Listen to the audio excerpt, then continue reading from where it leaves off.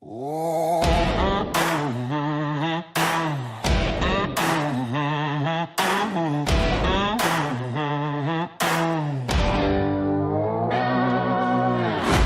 grip in the neon light, trading pain in the heart of the fight. Shifting gears till the edge feels right. Start 'em up, hear the engines cry. Let the thunder roll, leave no doubt.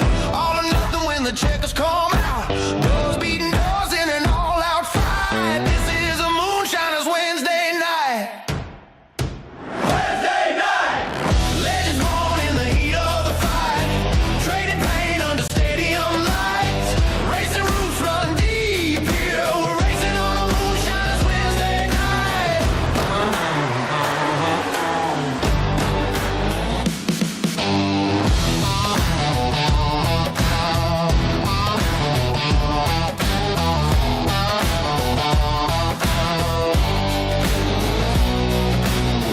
Every track has a story to tell. Every wall has been one driver's hell. Back in the saddle we go. Ring the bell like a moonshiner. We're riding on rails. Checkers on record. Send it in, set sail.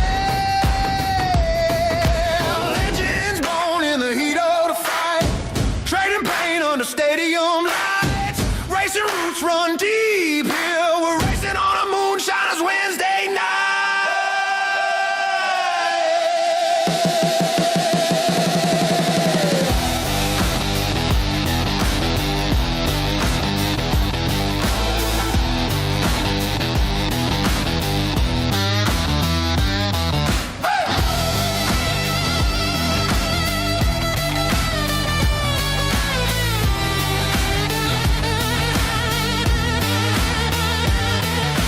This is a Moonshiners Wednesday night. This is a Moonshiners Wednesday night. This is a Moonshiners Wednesday night. Oh. This is a Moonshiners Wednesday night.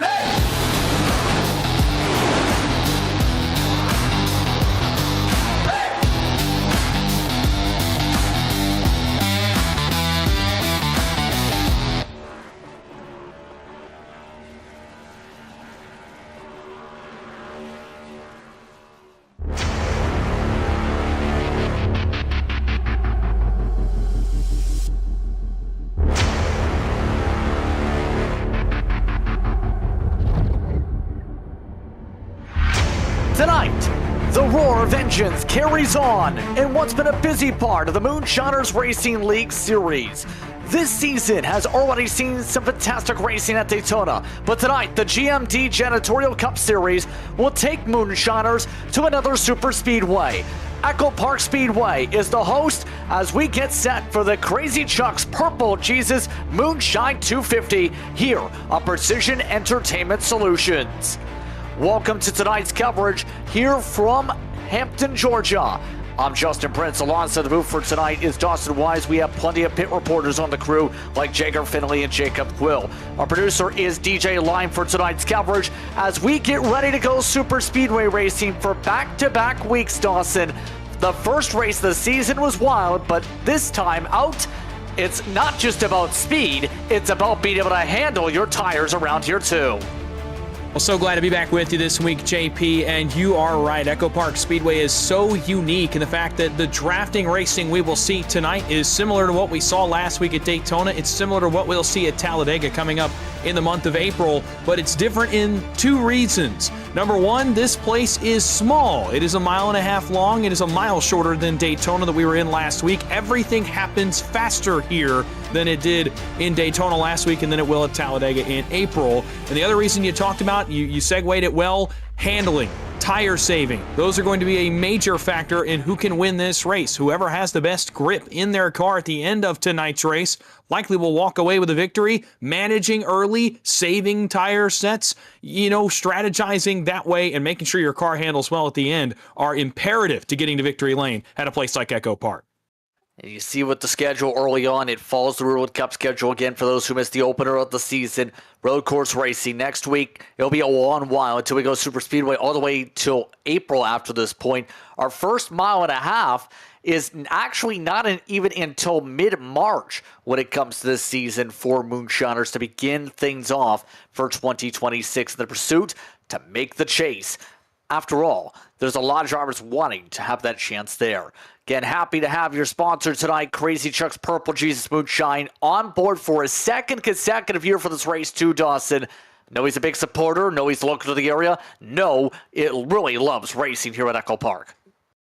Well, and he'll be rewarded with a great show tonight as well. Again, EchoPark Speedway has produced not only some of the most interesting drafting racing, but it's also been some of the most exciting drafting racing that we have seen between NASCAR, between Moonshiners Racing League, between every league on this service. This place can put on some fireworks under the lights, especially as we transition into a night race tonight. It is going to be a lot of fun to see how these guys attack this racetrack.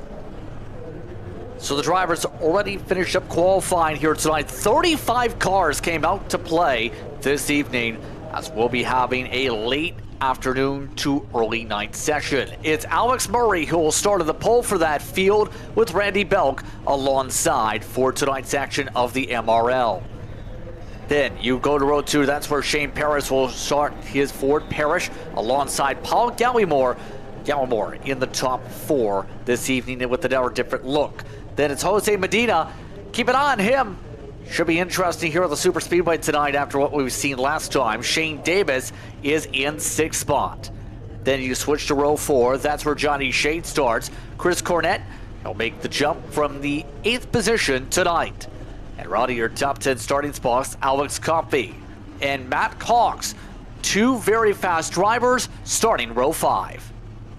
Our guys know each other very well. Back on row 6, the 34 of Brandon Fetterplace will go from the inside in the 11th spot. William Owens to his outside in the 30, making his season debut here in 2026.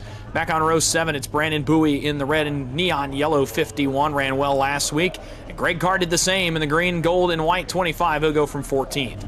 Row 8, it's Mark Sanchez, the unsponsored 29. He'll go from 15th position tonight, alongside Dig eSports driver Corey Moore in the 16th spot. Back on row number 9, it's going to be Chris Davis in the 87 alongside the 77 of Kenny Coppola, making his 2026 debut tonight at EchoPark. And rounding out the top 20, it's Chris Vinson in the black and red 33 alongside last week's winner, his first win in the Moonshiners Racing League. Victor Pfluger will go from 20th. 21st goes to Jim Treat. Timothy Harper will look to start for 26 tonight.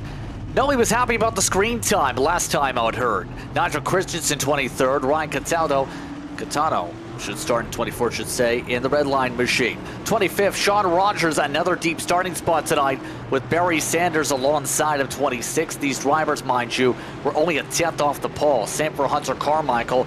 Matt Mentler will drive the 7 car tonight in the neon colors. 29th and 30th, Nick King, Darren Mills. Mills will start from the tail, though, Dawson, with an EOL. Yeah, Mills had to start from the back. Not too much further back to go, though. 31st to be Alan Dobbs tonight. The inside of row number 16 to be Blaine Wilson. Alongside him, new look for him, black and white aboard that 18. He'll go from 32nd. Row 17, Kyle Holden led a ton of laps last week in Daytona. Looking to go to victory lane tonight on another drafting track. He'll go from 33rd. Aaron Matthews to his outside in the 5. Expect him to be fast throughout the race as well in 34th. Last row on the field, 35 cars will actually be on the grid. It'll be DJ Daniels, the final car on the grid in the 96. So 35 make the trip to EchoPark. 1 will leave with a victory. So let's talk about the details for tonight because, as we know, there are stages. Our first stage sponsor will be Collegiate Football Simulation League for this season, the top collegiate simulation league. Create your legacy by visiting collegesimleague.com today. And keep in mind, as we start this first stage, it will be 45 laps tonight, 90 for your second stage, and then it's to 163 for your final stage, Dawson. Quite simply, you don't need a pit for the first 2 stages on the green. No, but what that creates is an opportunity to save your stuff early in these first 2 stages, and that can create a serious handling advantage later in the stage. And you know, obviously handling will be an issue all night. As the lights start to come on, it will become less of an issue.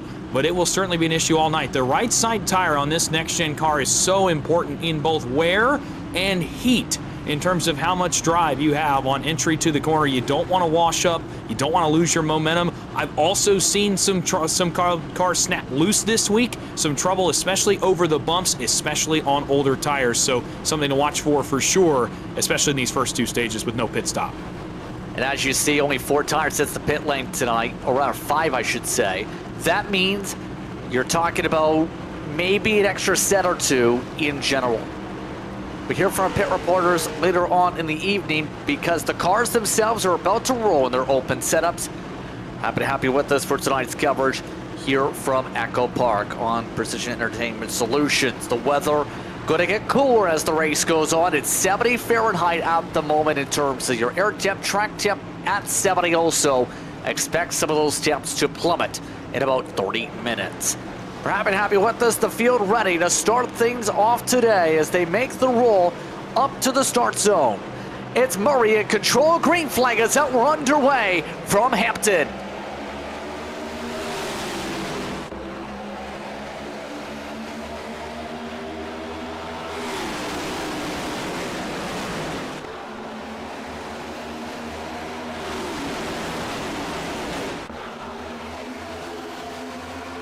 Good start to the back straight away as they stay 2 by 2. No major separations after the initial launch for the Van Louis sticker start zone here tonight.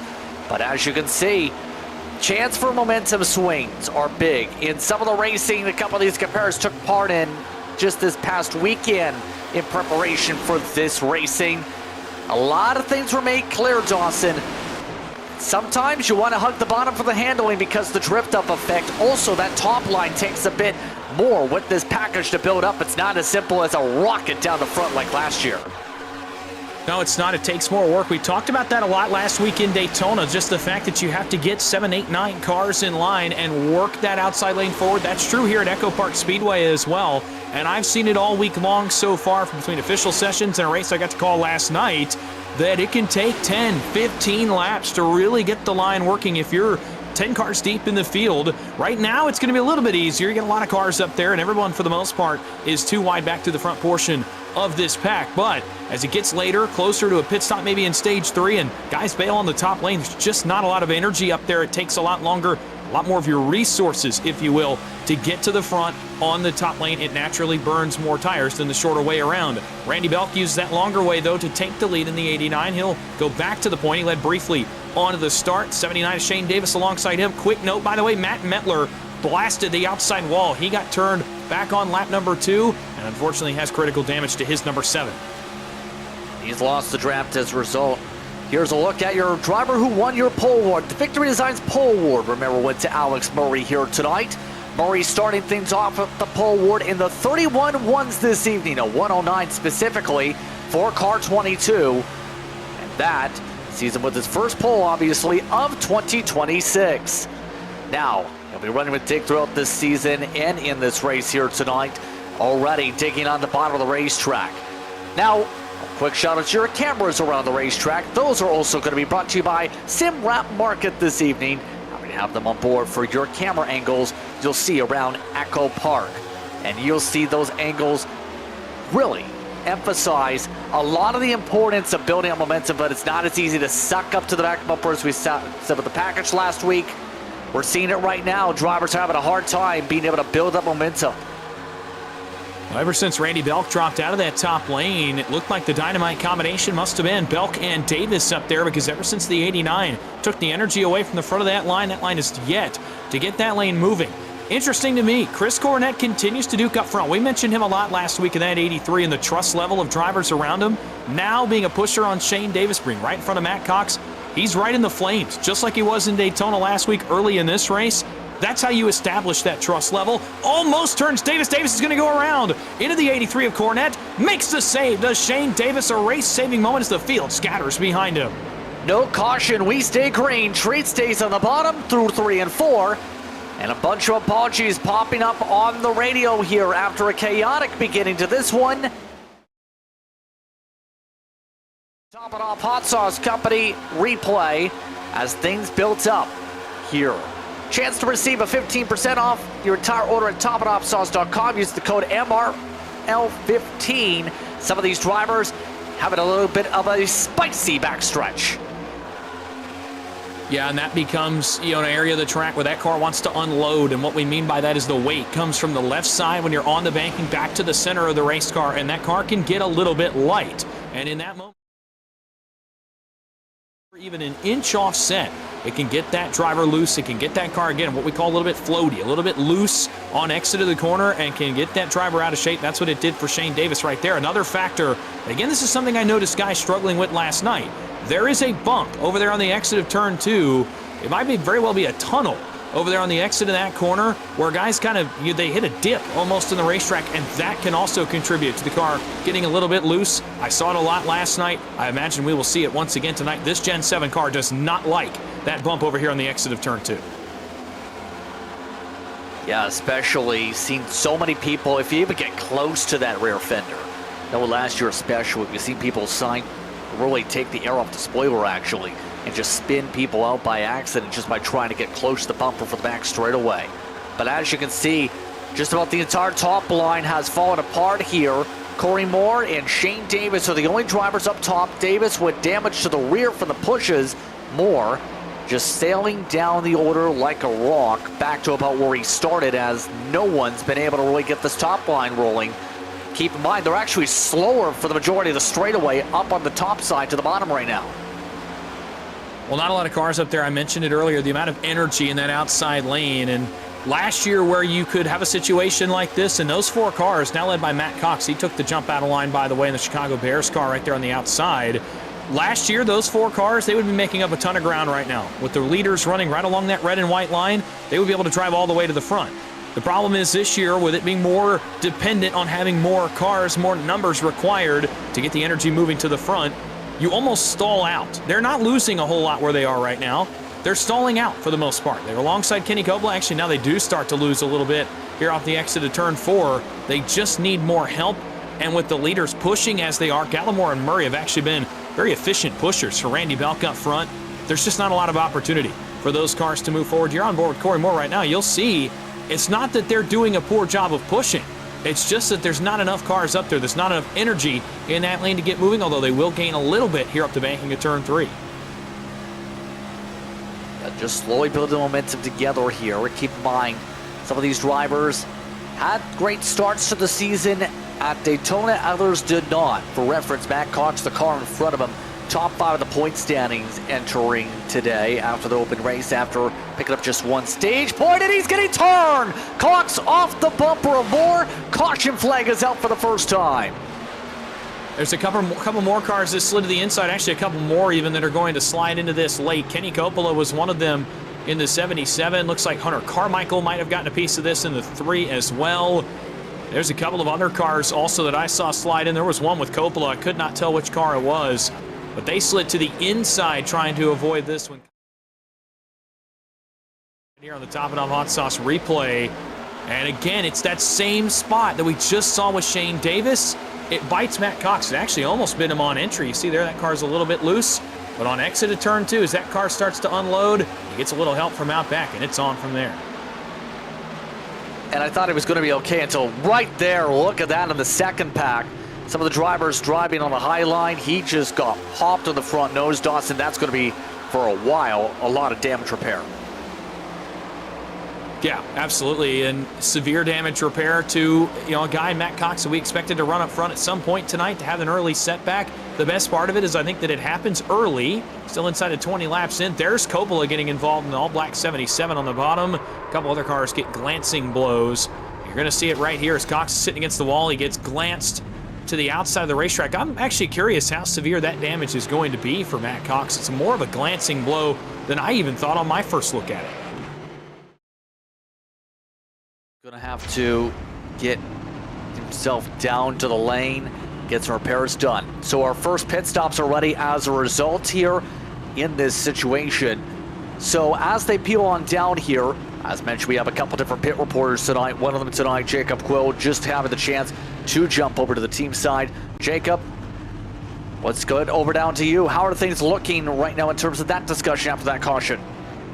Well, at least in Shane's camp, we saw him get loose early on. He recently just missed the pick commitment line early on, and now he's got damage on the front end of his car. So expect him to make a trip down pit road this time by, as he really needs to get down pit road.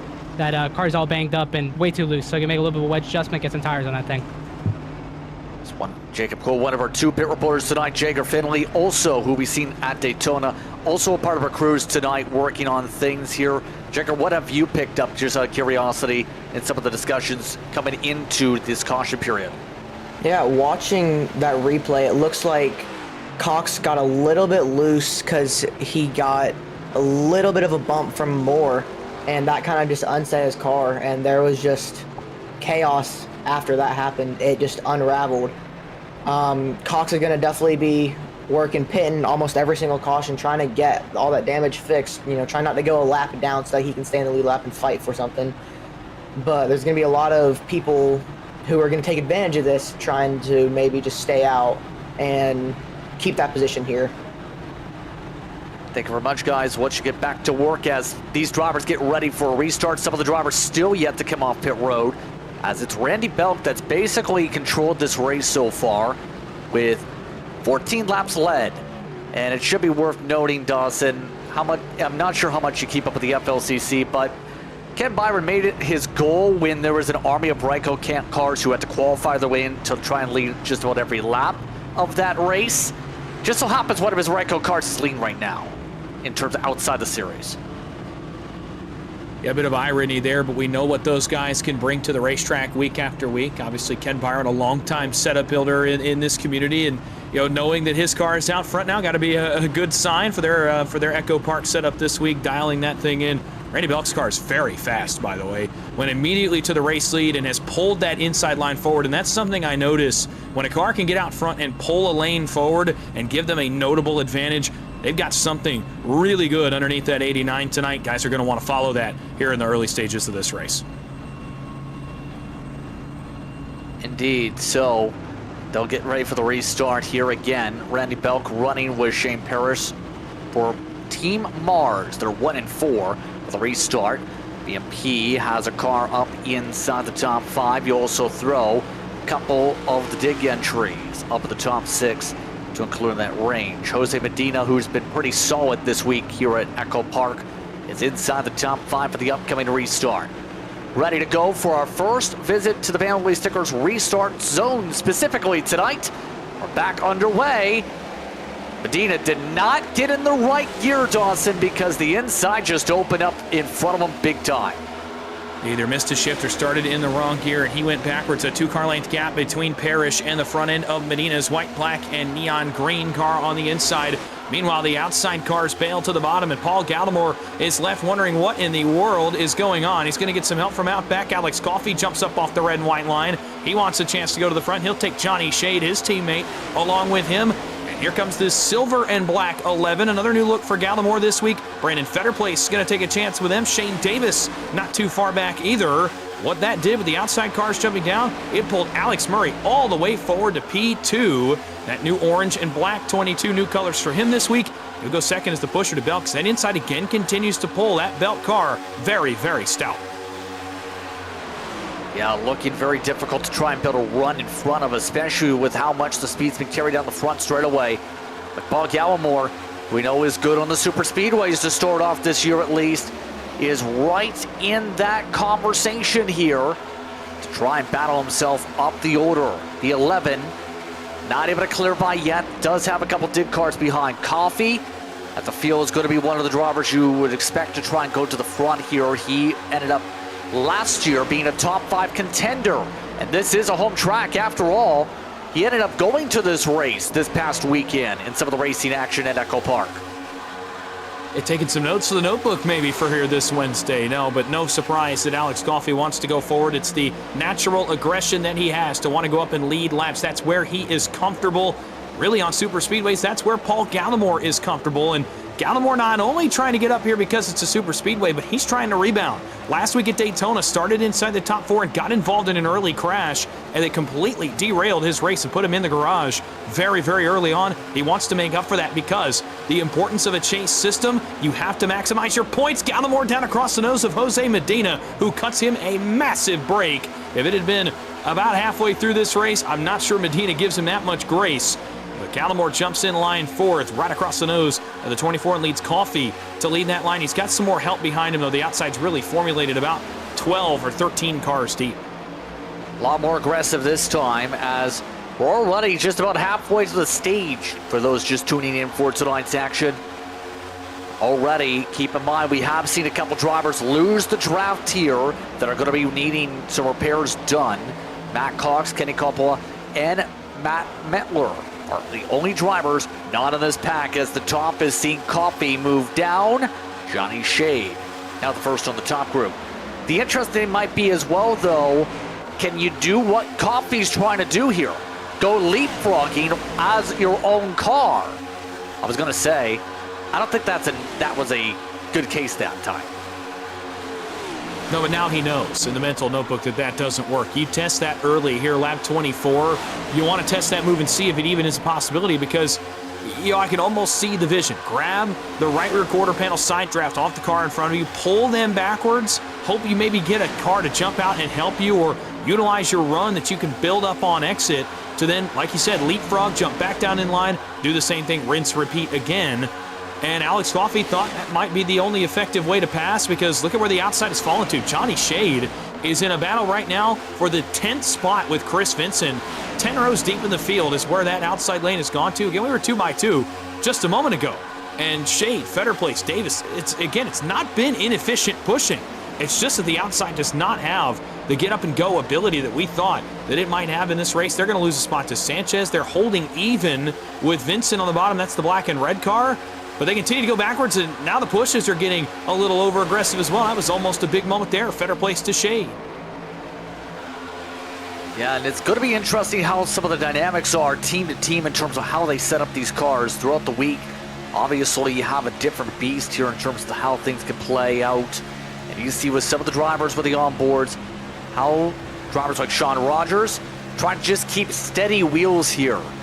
Not sure what's with the very green room, though, with the green light bulb.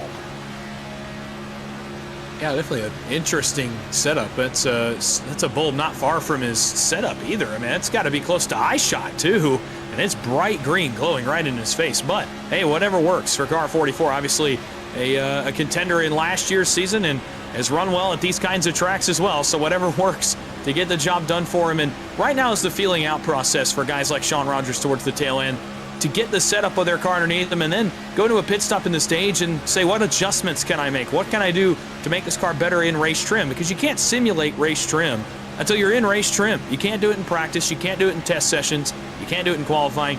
You have to wait until you're in the pack, and your car will react completely differently. Some of the guys back there, I've noticed, just riding around, getting their bearings, feeling what the track's going to be like, but also figuring out what they can do on their car to make some adjustments. Absolutely. And those adjustments, we'll just say, getting more notes from that side, but adjustments could be a talking point here tonight. But as these drivers sort themselves together here, what else are you expecting now with the terms of the way these cars are about to fall off here tire-wise? Because we're past that green flag run, obviously, and we're seeing that drift up part. What are you doing to baby these tires? Try and not burn them out so you can actually hold your line here. Well, contrary to what it may look like, these guys are not full throttle, plain and simple. You know, a lot of the guys on the inside especially can't run full throttle on corner entry. And even some of the guys on the outside trying to gain spots, they're even lifting just a little bit on entry. You saw Brandon Fetterplace, I think, do it a little bit right there, second in line, which saves a little bit of tire, and a little bit of that goes a long way.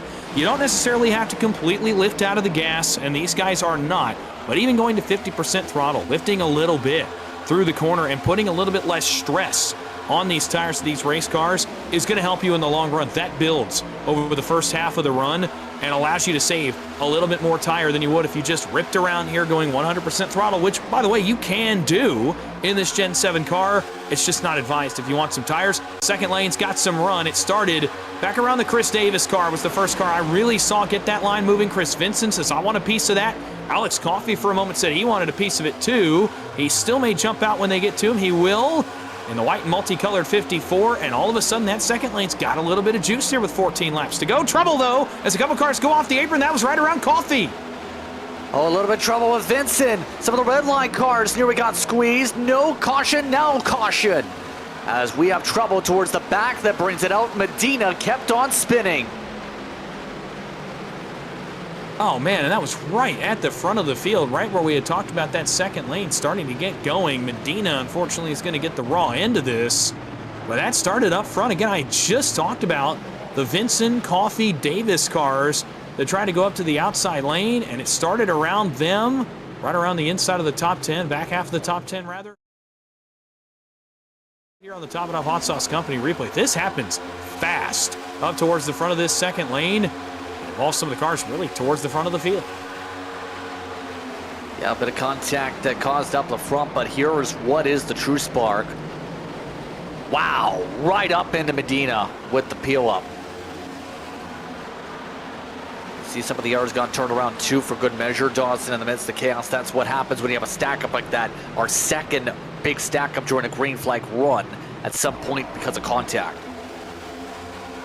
Yeah, getting another look at this, you called out Vincent. I think it's going to be a little bit of what we like to call tunnel vision. And if you did not catch me kind of talking about this last week at Daytona, it's a phenomenon on super speedways where you're following the car in front of you and you just drift down. That car moves down. They're clear to move down. In this case, it was Alex Coffey. He was going back to the red and white line on the bottom side. And Chris Vincent tries to follow him, trying to just follow his bumper to give him a push. Unfortunately, comes down across that bottom lane. He was not clear, and that's what got it started. There's some big saves in this, by the way. This should have been a lot bigger incident than it was. It ends up only being Medina and a couple of others that get too much damage out of this. Goodness, what a save by the 33 of Vincent. I'm not sure how this wasn't a lot bigger than it was. And that could have been a big stack up on the peel up, absolutely. Result of the contact, but we did see at the back, as said. Puts us under yellow with the majority of the drivers going to be staying out here for this caution. Your official sponsor of the replay. But that still sees Belk-Marie Parrish, Gallimore, Coffey your top 5. The highest out of anybody who have used it set so far is Chris Cornett. And we were hearing some discussion that he had made some adjustments, Dawson, already because of handling issues on the 83. So that car has been able to make up just about all of the time it lost from pit road already. An interesting early decision to take a set, considering there's several guys up here that have not. You know, getting off strategy is so interesting at a track like EchoPark where you want to conserve your tire sets, but sometimes taking one early and gaining back what you lose is a long-term good call, because now that you can get back inside the top 10, not only can you fight for stage points here, those are going to be so important this year, by the way, with a chase format, but also you can now maintain that track position. Maybe you don't take a set at the stage and you just try to ride where you're at, knowing that the outside lane has not been very good tonight. Maybe once you put yourself in position, then you can baby the tires you have on the car. You can save a set at the stage break when many guys will come get some. You'll likely line up inside the top 5 and can from there just maintain, which we've seen several guys up here do. It's probably a smart call. Go off cycle. You've been involved in something already. Why not? You know, throw the notebook out the window for a moment. You know, get off cycle, go to a different page, and try to win later in the race. I don't mind the call at all from the 83 of Cornett. Yeah, let's find out how this plays out off the restart for these drivers, with Belk and Marie up at the front, Parrish and Gallimore, Coffey and Davis, better place in Pfluger, Cornett and Bowie. Then Catalano is up there, Craig Carr amongst the drivers so far grouped up. Quick report, Jacob Quill, you standing by? Yeah, I was just down in the dig pit boxes there, and I was talking to Chris Cornet's crew chief on the box, and they're just fighting a little bit loose in 3 and 4, and they're trying to group all their cars together to go work together, but they just haven't been able to find anything. Did not come down pit road this time, but at the end of the stage, certainly wouldn't be surprised if they do, and get a little bit of a tires thrown on that thing and tied the car up a little bit. Thank you very much, Jacob. We'll see how the grouping together works here, Dawson, up for the restart zone and through Van Louis Stickers restart zone and onward. Take a look at the Van Louis onboard here. Chris Cornett, you see him in a conversation as he's leaving a bit of space here for the restart. Yeah, leaving a little bit of room, which after some stack-ups that we saw last week, and especially with how small this place can be, no surprises there.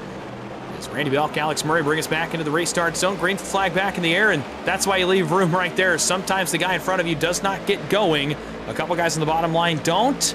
But in doing so, it can allow guys to jump down to the inside. That's what Paul Gallimore did right there in the 11, and he'll benefit. Alex Murray, Chris Davis, odd men out. They will go backwards all the way to the help of Bowie just inside the top 10 as cars from around him start to bail. The outside, not much help here in a 3. Yeah, trying to all sort themselves out. By the way, just received clarification. Cornet is with 0x Sim Racing for this series. Though that does add to the number of precision back cars, you can argue, that are in the field. There's a lot of them.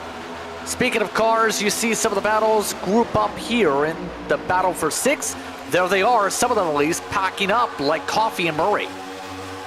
Alex Coffey's been very persistent early in this race that he wants to make the outside lane go. He wants to find some way to get track position and get to the front and lead laps. He's got Alex Murray on his back bumper now in the 22. They've got Brandon Bowie. They're towing along with them.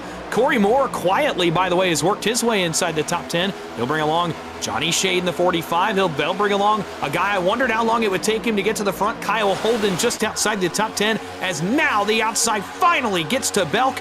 Alex Coffey powers to the lead off the banking of turn 3. He'll take 2 more with him in Murray and Bowie as they'll all clear the green, blue, and black Ryco Toyota on the bottom side. Corey Moore will go to battle with him for 4th as they split. Coffey continues to lead, and Murray, being a good soldier for him, they're going to actually run the outside to lead the race here.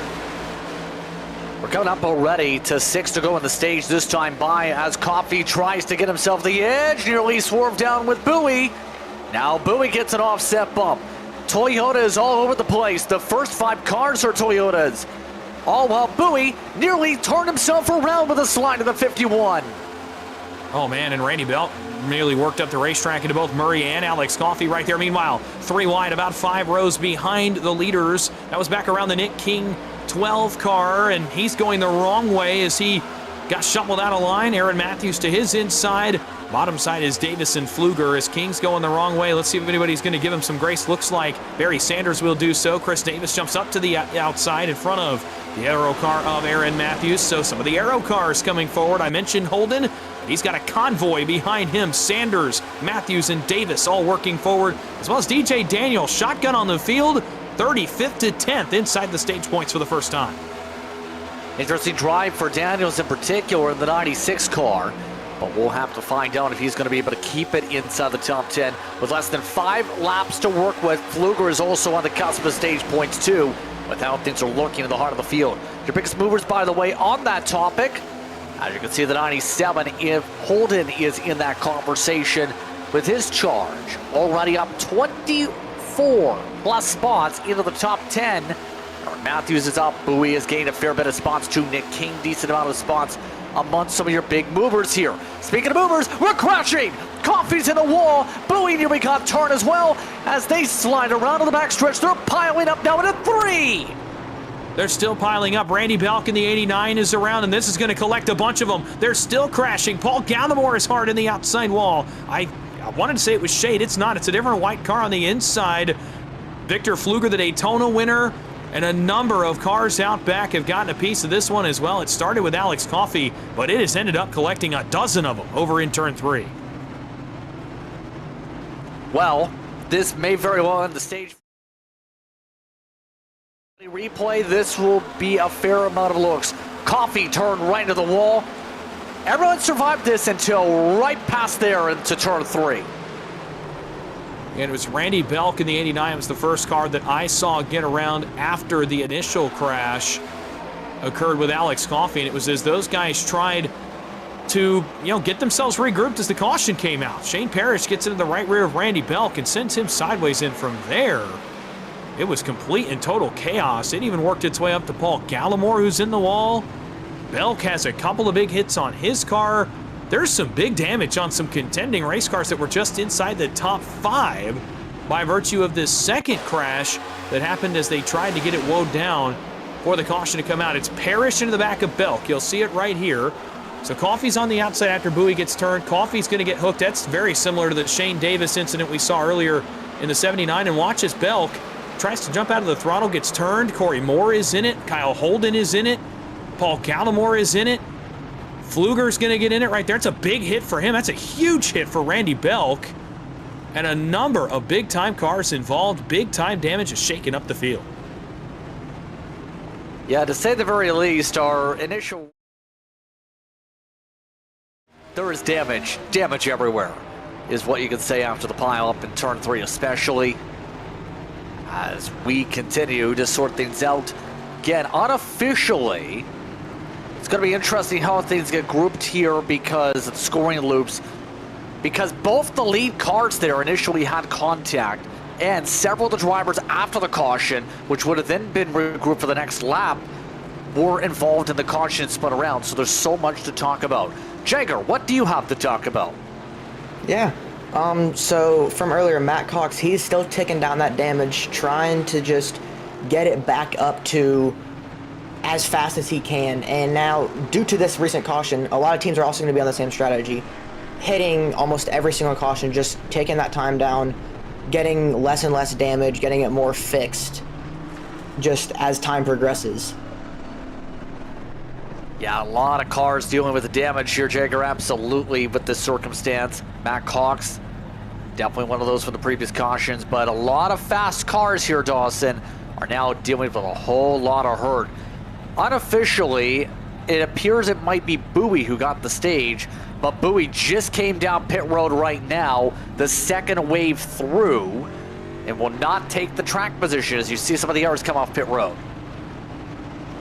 Well, you got to wonder what kind of involvement he may have had in that as well. Remember, he had some contact before Alex Coffey got turned around, so you have to wonder on the 51 as well. And the story now becomes the cars that, got the contact in that, the shakeup up front. A number of contending cars are going to go laps down here, sitting on pit road, repairing damage, getting ready to go in stage 2. And the entire front of the field is completely flipped on its head. Dobbs, Daniel, Rogers, Harper are up here. Timothy Harper hasn't been up here at all tonight so far. So some drivers that have not been at the front, that were riding around babying their tires, are now forced into a bit more vulnerable position rather up front. Indeed, as we transition over to stage 2. Stage 2, we'll see things go the way of our spud boxes, but stage 1 winner, once again, Brandon Bowie, is the one who picks up stage 1 in the 51 machine, running this season with Arrow. Able to get them the edge, but RS button boxes now on board for stage number 2. Those button boxes going to be in full use as these drivers make sure they see how some of this is going to play out with Dobbs, who pit under one of the cautions now leading. And Dobbs and Daniels on the front row, again, probably have just seen their race flash before their eyes, perhaps saw that crashing happen down towards turn 3. And now the duty is to lead the race. Your entire mentality has to shift on a dime. Green flag back in the air. Away we go from EchoPark Speedway as we transition now into stage 2. Dobbs gets the jump. Man, DJ Daniels jumped down and stacked the entire bolt lines up, and back farther around Victor Pfluger. They're going to start to go 3 wide as bolt lanes did not get going up the banking of turn 1. Oh, there's a car crash in the exit of 2. Oh my goodness, that's one of your front drivers all of a sudden up against the wall. No caution flag, and that is Kenny Coppola. Coppola going around because he came off pit road and crashed. The leaders had to duck to the apron and miss this. And we'll get a look at it now. The top off hot sauce replay. Coppola, does he get the transition maybe between the banking and the flat? I think he does. And he comes back up, and lucky for the field that he went straight into the wall and didn't spin, or that could have been a monster incident. A terrifying situation, to say the very least, for the leaders. And watch this again. This is the main group. Remember, Dobbs leading, and then all of a sudden, smoke, car, bam, bam, let's move.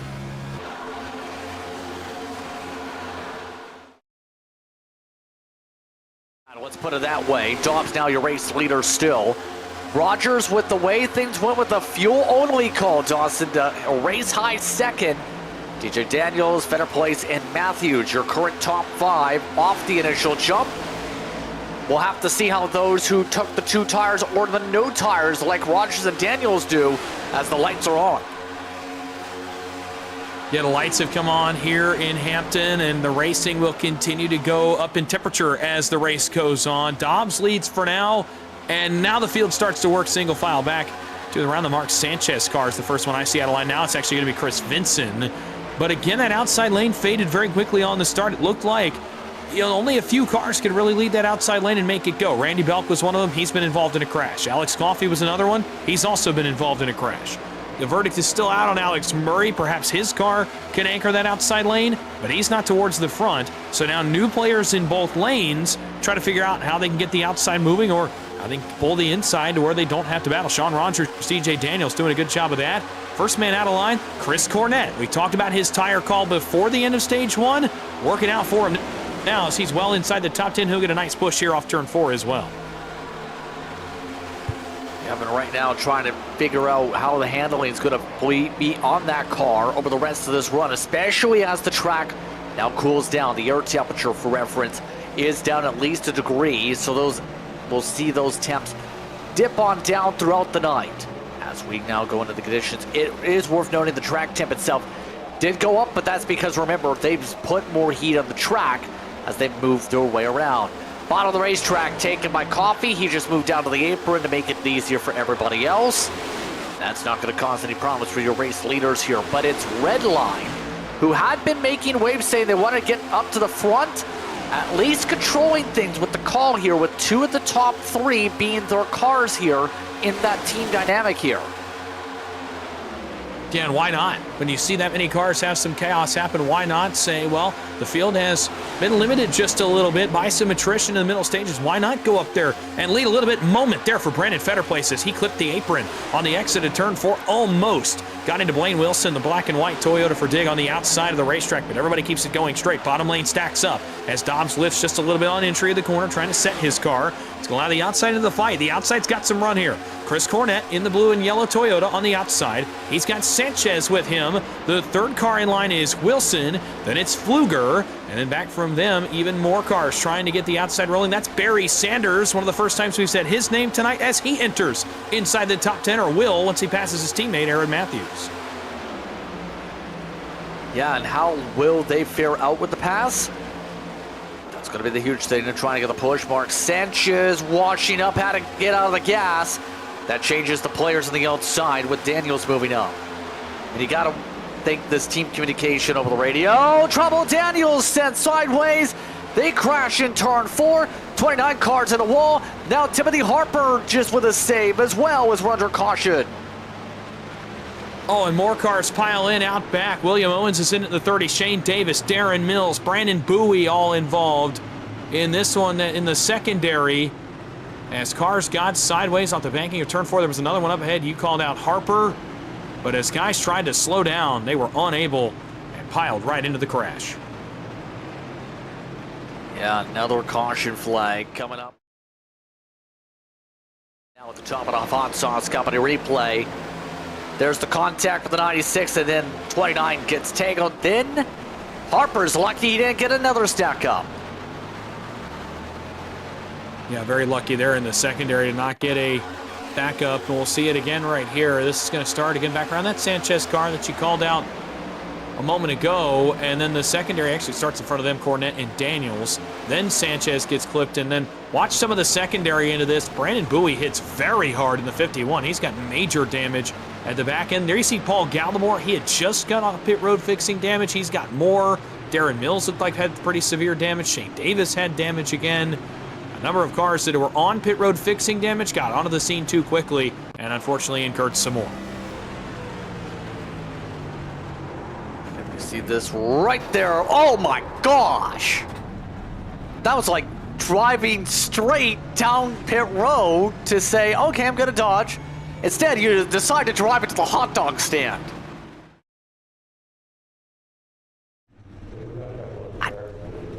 I don't know what else to say other than there could have been worse ways to damage your car. But we'll take a commercial break. Some people will fix their cars. You're watching tonight's coverage on Precision Entertainment Solutions.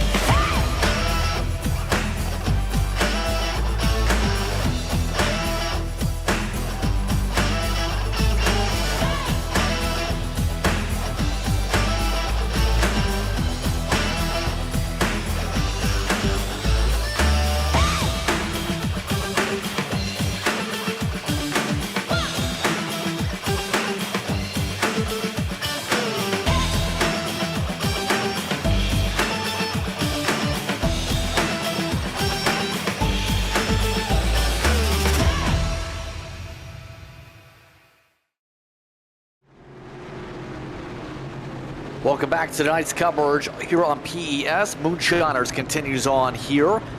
Have a quick report down on pit road. Jacob Quill standing by. Yeah, I was just down in the Red Line Racing pit boxes there. You see one of their cars up front right now. It's Alan Dobbs, and he's complaining at the moment that when he has too much wheel into the car off corner exit, it just gets a little bit too loose. But yet again, he's on some of the oldest tires in the field, but he's still keeping that thing up front and trying to maintain the track position. We'll see how that 35 car handles things as the leader here too. As we get set, Jagger, what have you heard in your discussions? Just a lot of teams, couple of teams that I've checked into, especially Dig. They're really confident with their sets. You know, earlier talking about how hard it is to simulate race conditions and what it would be like, but I think they've got it nailed. They feel really confident about it. Their strategy is, currently from what I've heard, is just to put some tires on it and fly.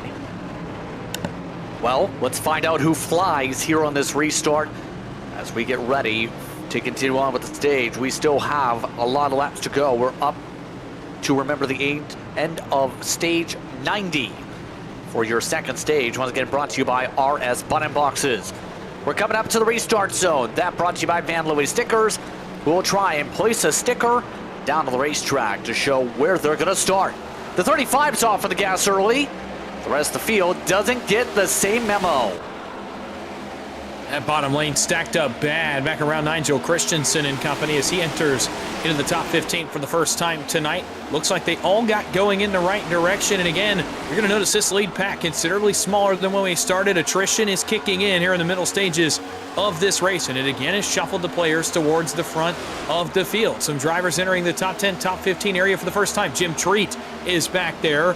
I look at Barry Sanders that we talked about on the last run. Timothy Harper has maintained a spot inside the top 15. Victor Pfluger's on the move for really the first time. Chris Vincent's as high as he's run up into the third spot for the 33. Outside led by Greg Carr in the green, white, and gold 25. You see him, and that outside's got some serious run here off turn 2. He's got a push from Pfluger. Yeah, Carr able to get the boost already. Get himself all the way to the point here. He's with first to engage for this season. That's Medina and Sanchez, and we've already seen troubles for both of his teammates here tonight. How difficult do you think it's going to be now that both his teammates have been a part of the attrition, and Sanchez has already lost the draft in the midst of this? Well, not having teammates obviously is never an advantage at any racetrack, let alone a drafting track, though, where it's so imperative to have dancing partners. And we did see last week, though, a solo car in Victor Pfluger went to victory lane. Ironically, Pfluger up alongside Greg Carr now here at the front of the field in the 10. Went to victory lane as an independent car last week, so it's definitely not impossible. And you can almost race a little bit more free was the word that I used late in that race last week. That's exactly what Pfluger's doing right now, by the way, on the push of Barry Sanders. Highest that we've seen the Daytona winner tonight so far. It's the highest that we've seen Barry Sanders to this point, and they're pulling a few cars that have been up here before with them. Alex Murray's in that line, so is Barry Sanders. So too is the Cornet machine. Another couple coming to the front behind them as well. Ryan Catalano, first time I've seen him try to enter the fray, also sixth in line in the outside. You see right now them really trying to push. There's a look at another one of your camera angles. Barry Sanders with the look. Stickers, part of your presenting. I'm curious what's on the other side of his virtual background here. It looks like it's a wall, but I can see he really likes that poster of his car. Yeah, I mean, look, it is a cool shot of the paint scheme for Barry Sanders, but it does make you very curious what's on the other side of that shot for him. Yeah, it's basically a surprise door, so to speak, I guess you could say, in this circumstance. But I have to say, the 88's been dealing with left front and left rear damage in all of this here, too. How does it impact the tire wear here at a track like EchoPark, which has a fair amount of force in the corners? It depends on how much of that damage is cosmetic and how much is aerodynamic. If it's a lot of cosmetic damage, probably not affecting him too much in the tire department, the handling department.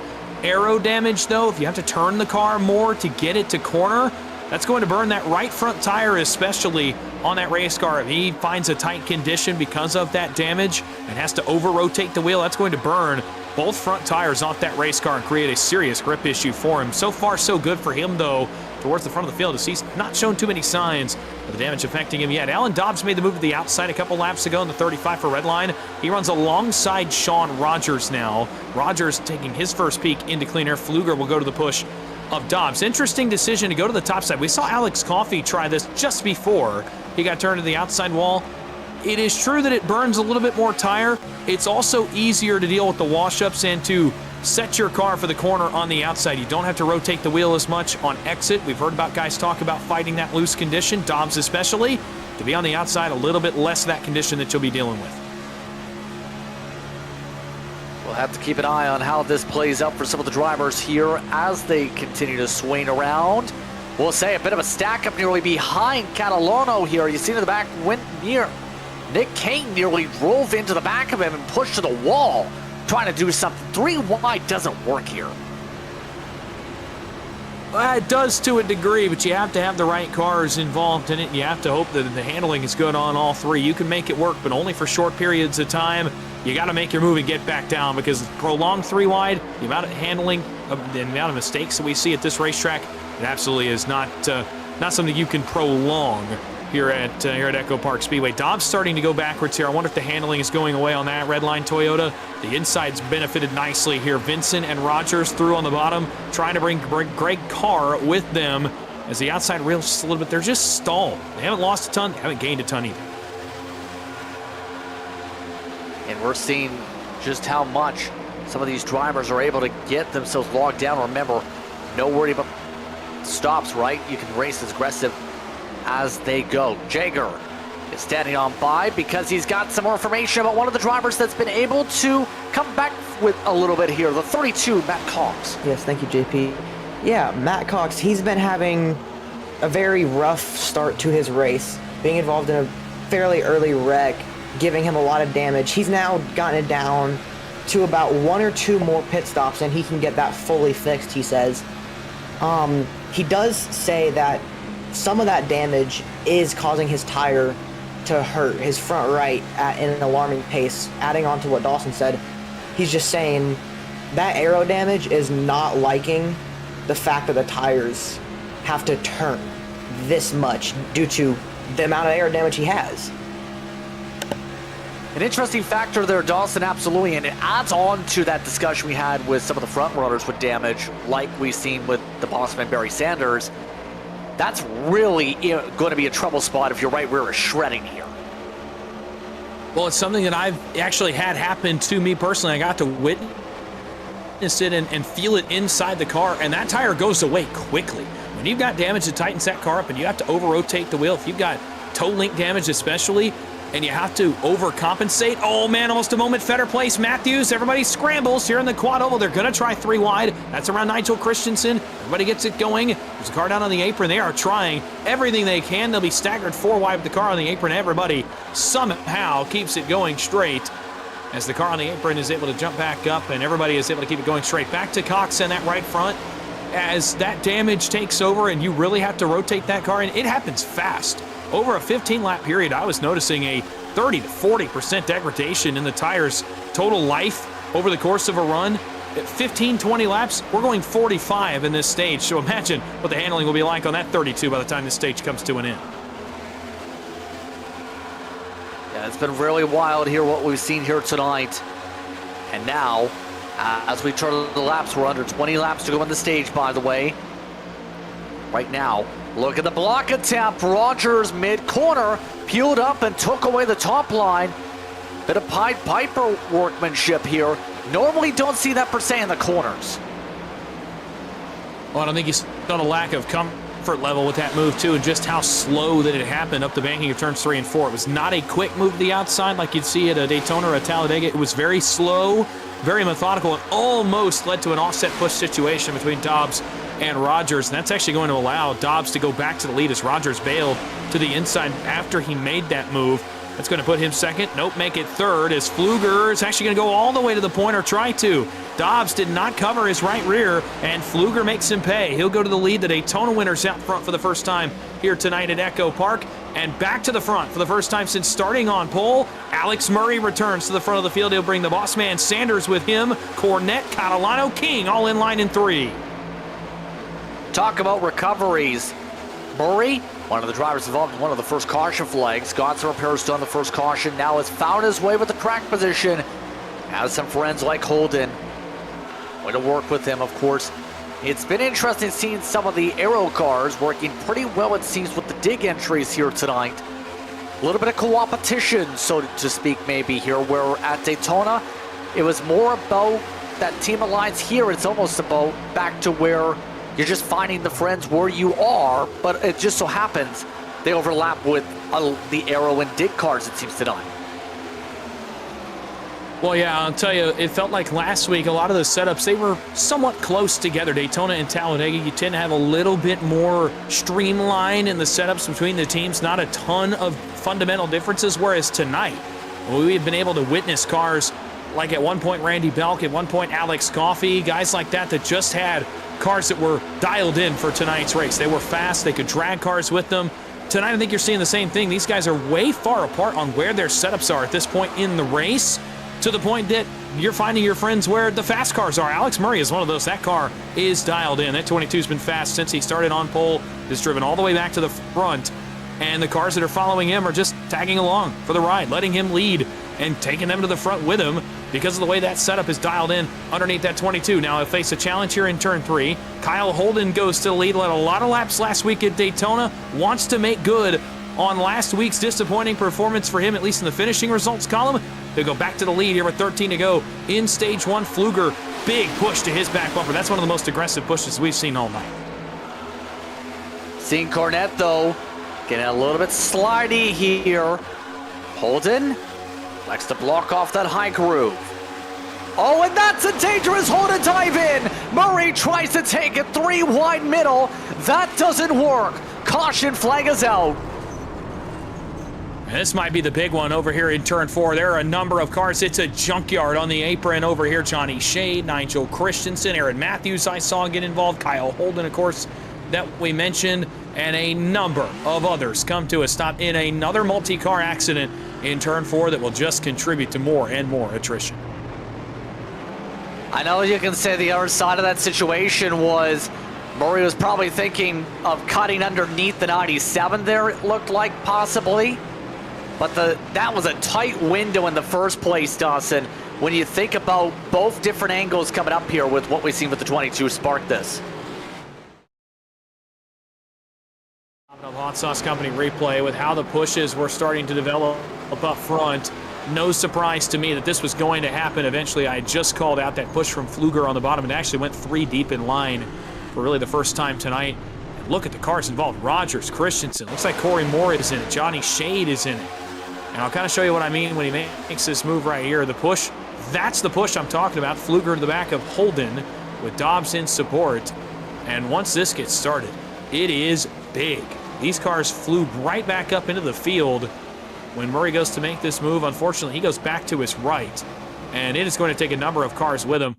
You know what? I agree. You know, what you were saying, JP, he tries to split the center. It almost looked like shades of Carson Hocevar and Christopher Bell back on Sunday, where the hole may have been there, but it closed, and it leads to calamity. Vincent, Rogers, Catalano, Murray, and many others slide into this, by the way, in the back. There's cars still coming into it.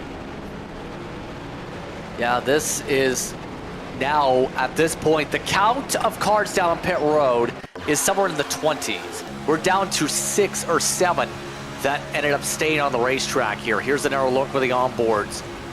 This is how chaotic things can get. Corey Moore amongst those right on the hornet's nest.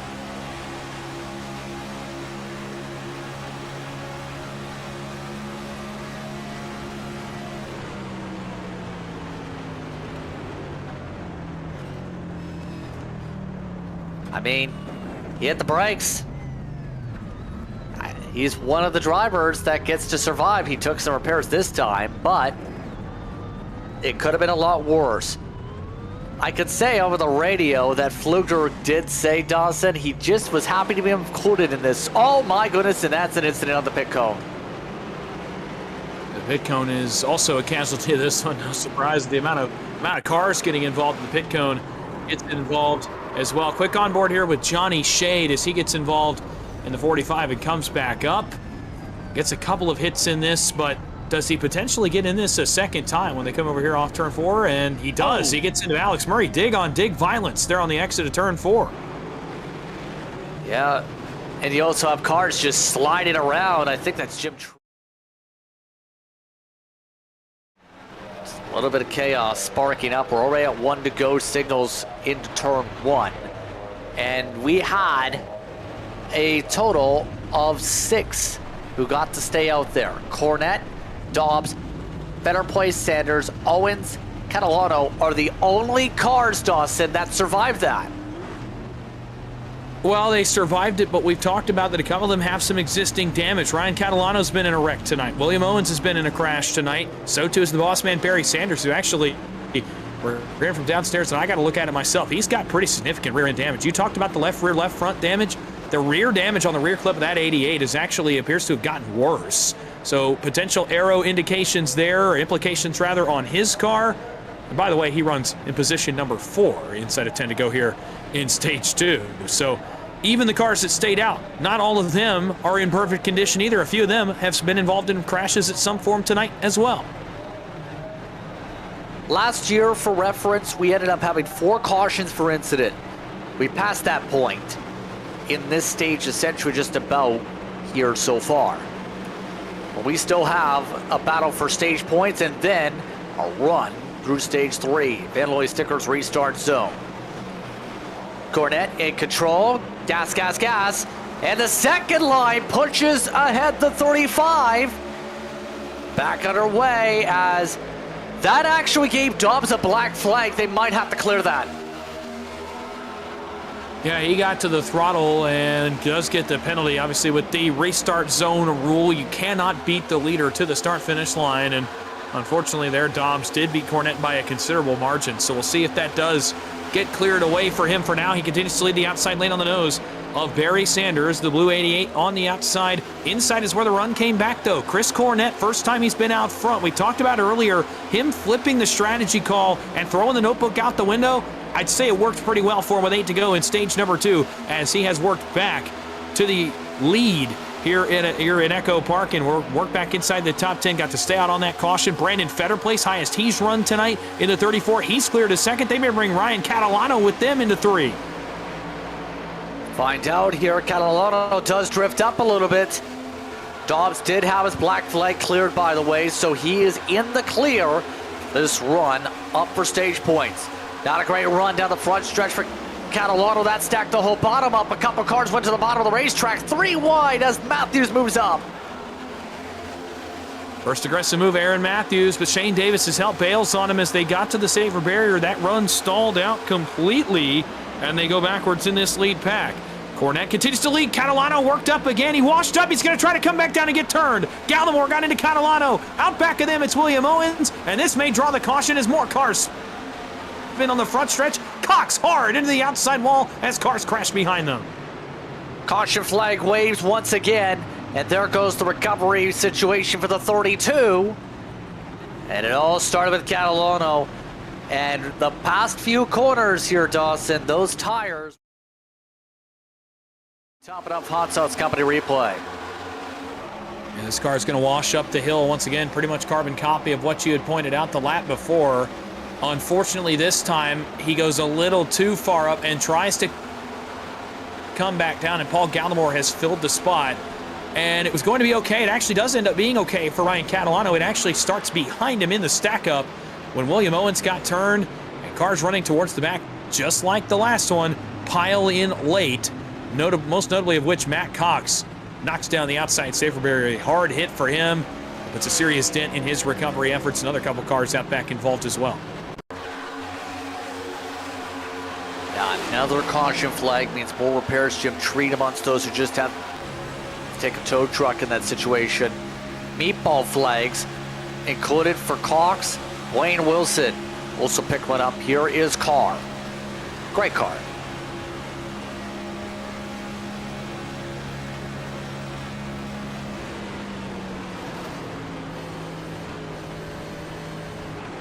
That was a little bit tight, but that 25, I think, survived it just barely. Even with a bit of a graze there. Still going to be able to try and get through. They do have front for the rest of stage 2 with less than 5 to go, Dawson. Stage points could be pretty wild here because we have a lot of drivers that are in the midst of potential upsets for a good stage finish here because we have more than half the field getting repairs right now.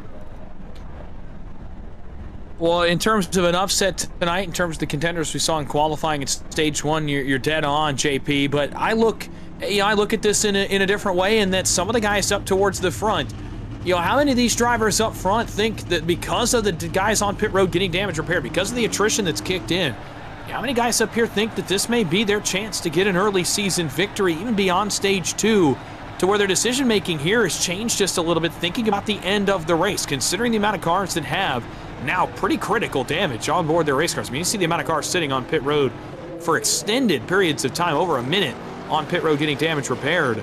How many guys at the front realize if this thing gets into stage 3 and goes green, there's a serious chance we could have an upset winner outright that goes to victory lane and puts their name in the win column early this season in a race that has been so unpredictable as this one. So I wonder here late in the stage for decision making, how many guys prioritize stage points, or how many say, look, the attrition will continue, guys will continue to get in crashes making big moves.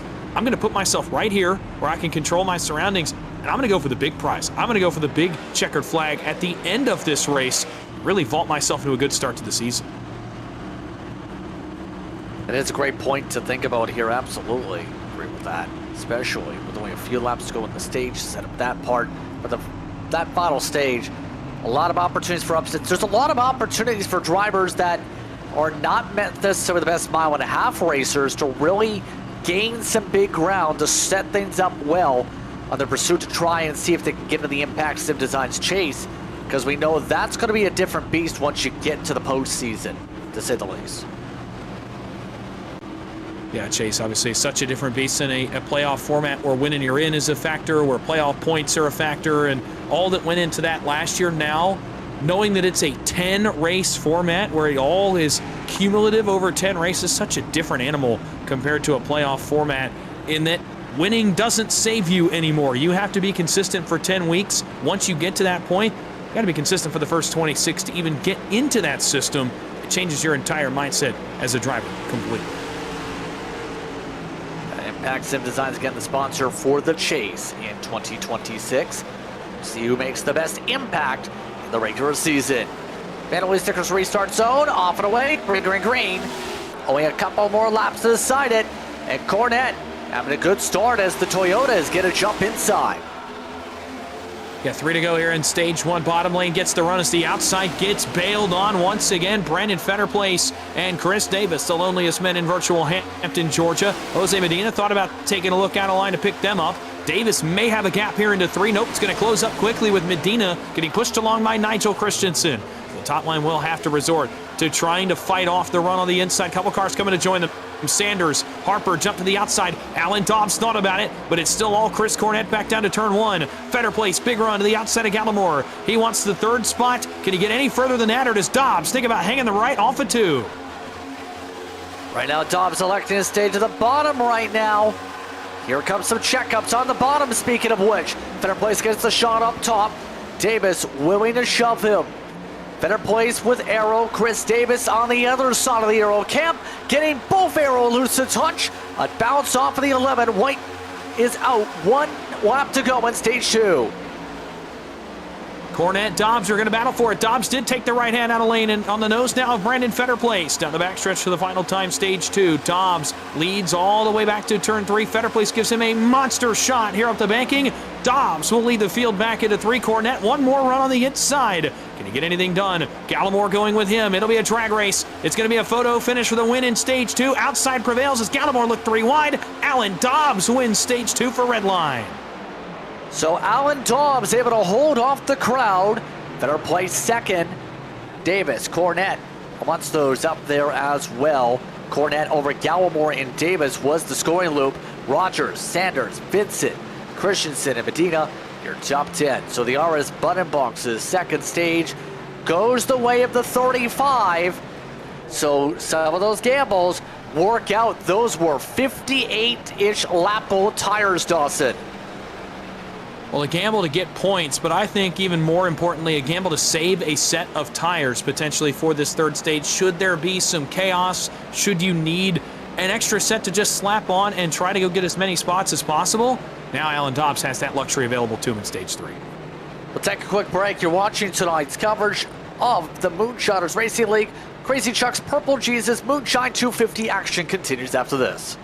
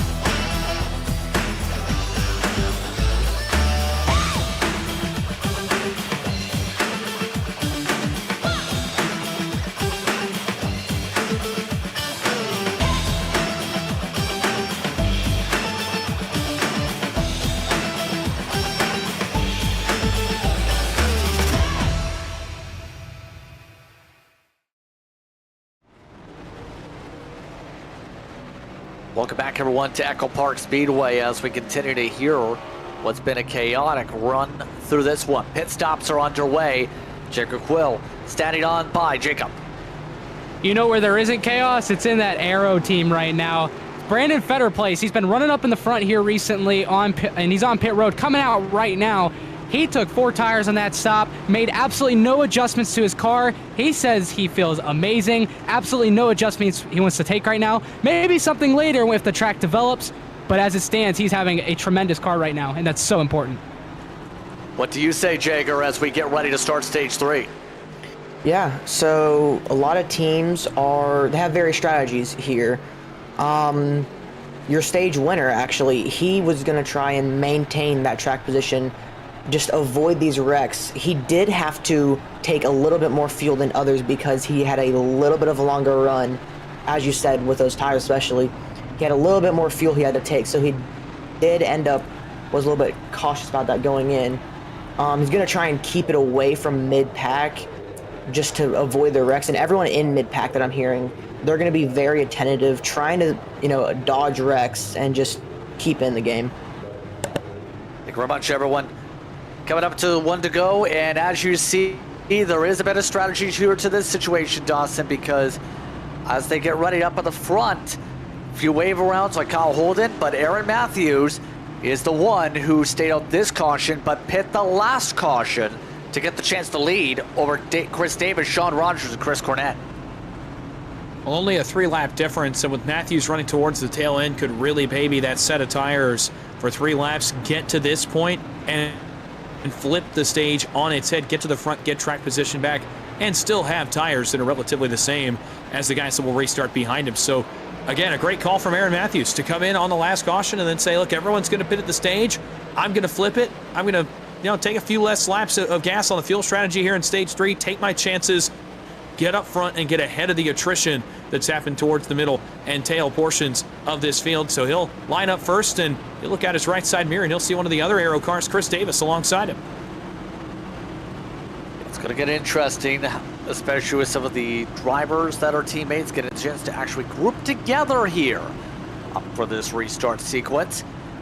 Remember, when it comes to last year, taking a chance to talk about the breakdown of that one, Dig ended up finishing with 3 of the top 5 spots. Randy Mullins and Kenny Coppola were the only exceptions to that ruling over the course of the race. But Matthews' first laps led here tonight looks to make some waves now in the 5 as they come up to the restart zone, sponsored by Van Louis Stickers. Restart zone sees a clean jump. Oh, it's a little bit more bogged down, actually, because both the Aero cars stayed in sync and everybody behind them got the jump too. A good team restart there for Aero as they both get going in the form of Matthews and Davis, but now the inside takes hold. This is something we've seen all night. The inside on this opening lap in turns 1 and 2 has been considerably better than the outside lane. It takes at least half a lap to get up to speed in that outside lane, and then you have to worry about getting that energy moving forward, and it usually allows a few cars to come clear on the bottom, and it will here. Matthews clear, Rogers clear, all the way back to Cornette. Christensen trying to come clear. First time we've seen that bright yellow Toyota towards the front of the field tonight. Nigel Christensen breaks into the top 5 as they work to the bottom of Chris Davis. Timothy Harper not far behind him in the 23. Further back, some cars starting to come to the front we have not heard from in a while. I'm looking at Jose Medina and Shane Davis, a couple of others that are working back through into the top 10 because of some of the attrition mid-race. Yeah, especially since we already have drivers like Cox out, Treat, Wilson, Carmichael, Mills, Couple, Bell, Parrish, part of that DNF list at the moment. DNF list is at about 8 cars strong as we go here. Now remember, these drivers, the interesting thing with the timing of this stage here, if you look at the lap count, technically speaking, you can't make it in theory, but if you were to get enough cautions, there's a chance to stretch it here. You're talking about 66 to go this time by as we go. The stretch for the fuel is usually 67. Do you gamble and try and slow down the pace to get it to, say, 70 or something? Well, the leaders won't. You won't see Aaron Matthews do that. He won't be able to with his car in clean air. And Sean Rogers, certainly to me, does not look like he's saving very much. The first car that looks like to me is trying to save a little bit is Nigel Christensen, 4th in line. Chris Davis maybe on the same wavelength as him. The guys on the bottom, why not? If you're in a position where you can save and you're in the draft and you don't have to run full throttle, not only are you saving some tire for later in the run, why not try to stretch it? If attrition comes in later and there's a caution, you either pit and top off, or then you can save enough under caution, then you're definitely good to go to the end. There's no downside to me. Give it a shot. Still 65 to go. You can get up front later in the race. Right now, try to focus on getting that fuel tank towards the end. It's going to be very interesting to me to see which guys attempt that, because, again, even if a caution comes out, not necessarily the end of the world if you do try to save. Yeah, especially since you could say it's a time. That's Timothy Harper having some issues. Better places all over his bumper. Victor Fluger down there also. That's a tight window to get down as well. Some of these drivers giving some massive, massive breaks. Even with so many laps to go here. There's a lot of give and take here tonight. We're seeing a fair bit of it outside of a couple moments here and there. Which is odd considering the attrition and the frustration that's got to be happening in the brains of some of the guys in the field. There's a little bit less give and more take, though, from Timothy Harper, and it's Jose Medina that gets hung in the center. He's going backwards. Greg Carr, though, going back to that part of give and take, is going to let Medina back in line in the 24. So Harper took, and Greg Carr gave right there as they work off turn 4, as those two cars will now go nose to tail. Up front, no change. Fetter Place continues to be the guy leading the outside lane. He is 7, 8, 9 cars deep in the field. Big stack up there. Harper, Vincent, and company that we were looking at back around Fetter Place is going to allow another couple spots for him. The outside's not gotten a ton of headway forward. They're only to the Vincent machine in the 6th spot as Aaron Matthews continues to enjoy a nice lead. I'll tell you what, JP, I think guys are catching on to what we were talking about. Christensen, Davis, and now Cornette have all been leaving gaps. To me, that tells me those guys are safe. If you'll look at the gap that Cornette is leaving in front of him to Sean Rogers. Wouldn't that actually burn more fuel rather than save if you leave the gaps? Or am I misunderstanding that theory with the way that could work here? So with the way the draft works, that likely means that Cornette is running a whole lot less throttle input than the guys in front of him, Rogers and Matthews. In being in the draft, he's actually getting pushed along still by Nigel Christensen behind him, and that's allowing him to stay in the draft and not hold up the entire field and let those two cars drive away, while also letting him save a couple laps of gas. And for him right here, he'll back off again. It's another car length and a half. Look at the blips in the throttle. And they're through the corner. Going down to half, quarter throttle. He was doing it a little bit more a few laps ago. He's caught right back up to Rogers now, but maybe not committed to doing it the whole run, just wanted to get to a certain number, and now he can go until he's either ready to pit or we get to the end of this race. It's strategic, but you're held in the draft by the cars behind you. You're pushed along by those guys, even though you're only running 20% throttle. Well, it's not the philosophy in that mix was if you leave a gap while trying to save, you can risk actually burning the more fuel. But that does make sense where you can just say, hey, you're not saving as much, you can push me, kind of thing, I guess you could say. But right now we are under 60 to go, coming up 58 laps to go. This pace, for reference, is down by at least half a second compared to before. Now, the interesting thing to say at the very least, Dawson, in the mix of things here too, is it's not as bad as what we were seeing for some of those who were racers in FLCC competition over the weekend. That race, we had speeds not even above 180 miles an hour to save fuel before some of the cautions happened. Well, the window's a little bit closer in this race. You got to imagine with that kind of pace moving downwards, obviously you have to save a considerable more amount of fuel in that case. Tonight, only a few laps needed. You really only have to save for, say, 3-4 laps. And I think that's why you saw Chris Cornett leave that gap and jump right back up to Rogers now, is because he got to his number. He got to that number he was looking for. And in fact, that's definitely the case, because now he's going to jump around the outside of Rogers and lead the outside lane as Chris Davis arrives on the scene with Brendan Fetterplace. Couple of Aero cars on the outside lane trying to get the outside working. They'll bring Pfluger, they'll bring Medina to the outside with them. Remember, Medina got split and let in by Greg Carr. Who's laughing now? Jose Medina's alongside Timothy Harper, who split him a moment ago. As they work off turn 2, Cornett wants the lead. He's alongside Matthews, or was for a moment. Chris Cornett noses that Walmart Toyota Camry back out front in turn 3. Able to get the edge, now looking to try and clear. Can Cornett get himself fully clear? He's already led 12 laps tonight. He will get the clearance. And so, up to the point goes that 83 machine. We'll say everybody else starting to really let things roll, hearing different factors of strategy popping up. Some teams want to save, some do not. That's almost going to be a tug of war affair with some of these drivers, where some might say, we just want to run the race. Others obviously want to say, we want to out-strategize you and not lose 40 seconds in the pits. Well, and again, no surprise that there is a bit of a separation. It all depends on where your strategy was at the end of the stage as well. How you ran this early portion of the run is going to oftentimes determine the strategy. You're going to get to a point in the run where you can't physically save enough gas to make it. And I think you're seeing some teams realizing that. Hearing potentially one of the teams that's going to bank on either a caution flag or trying to pick the pace up is the BMP group. That would explain why Sean Rogers has been running as hard as he has in the 44. He's trying to keep the pace up. He's trying to make everyone else burn as much fuel as he is, so that everyone will have to make a pit stop or need a caution later in this race.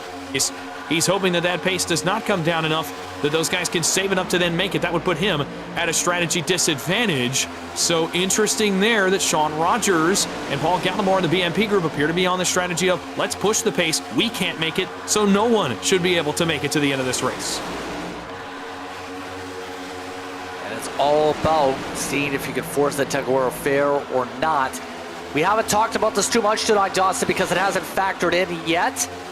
This is a track where if you do eventually need a green flag stop, you better do it on to turn 3, because you see that big white line down below the apron there. You cross it, that's a penalty, to say the very least here, and it is very strict.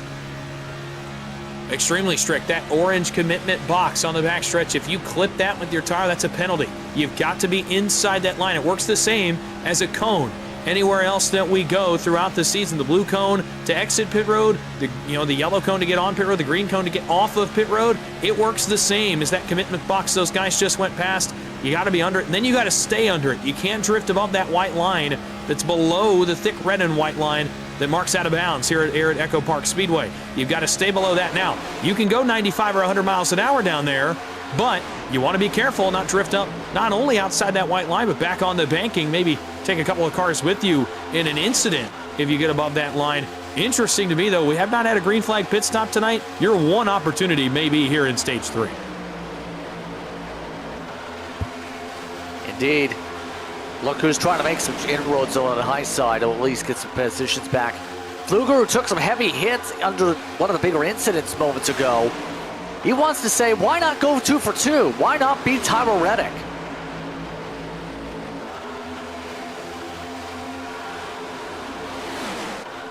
just having a hard time being able to get the edge here, or to say the very least, Dawson.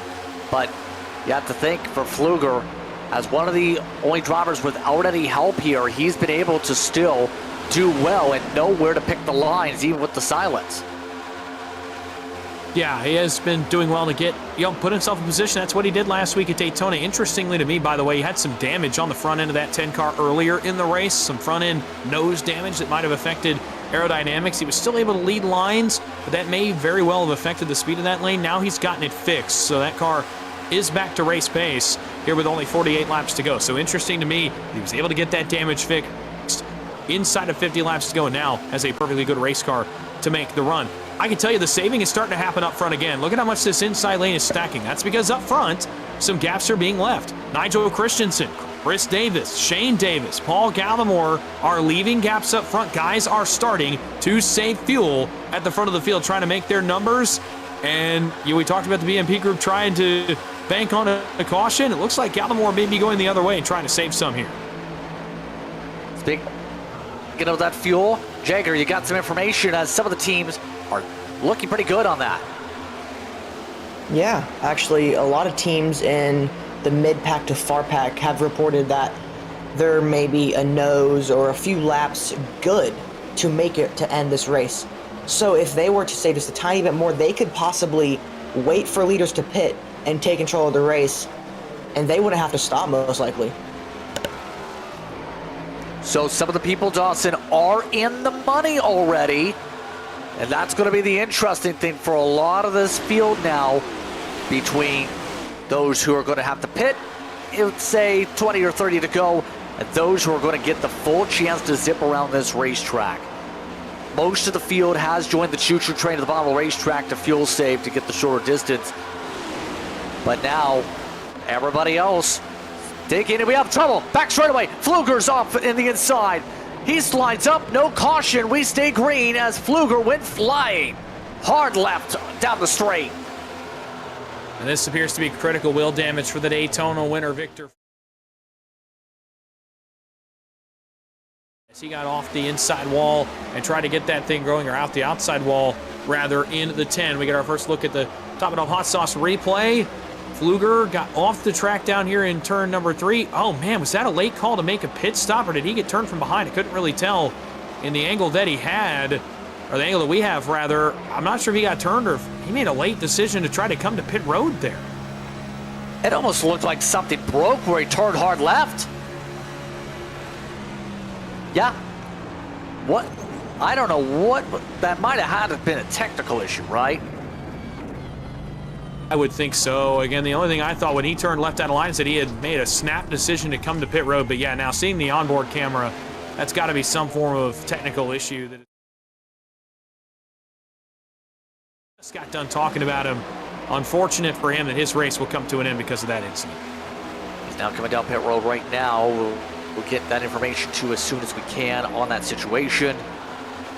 Oh wow, lap traffic. Stays to the bottom. Catalano just round to the bottom. And I mean, that's already seen a lot of people washing up the track. Vincent just scraped the wall down and hit the fence. That's right around Timothy Harper, as well as, again, these guys continue to skirt right close to the edge of what is allowed before an incident occurs. And we got close again right there with a 23 and 33, but everybody keeps it going. The field is, by the way, had singled out for a moment. Now they're going to go double file back around that Catalano machine that the field just lapped past. But the leaders have been content to go single file. There's a car spinning. It sounds like back around the Nick King car. Caution, caution, caution. Johnny Shade, Barry Sanders have gone around. Under caution, Medina and Kane also made contact. 2 different incidents happened. Yeah, the King car was the first one I saw get off the racing surface. Obviously a bit further behind them is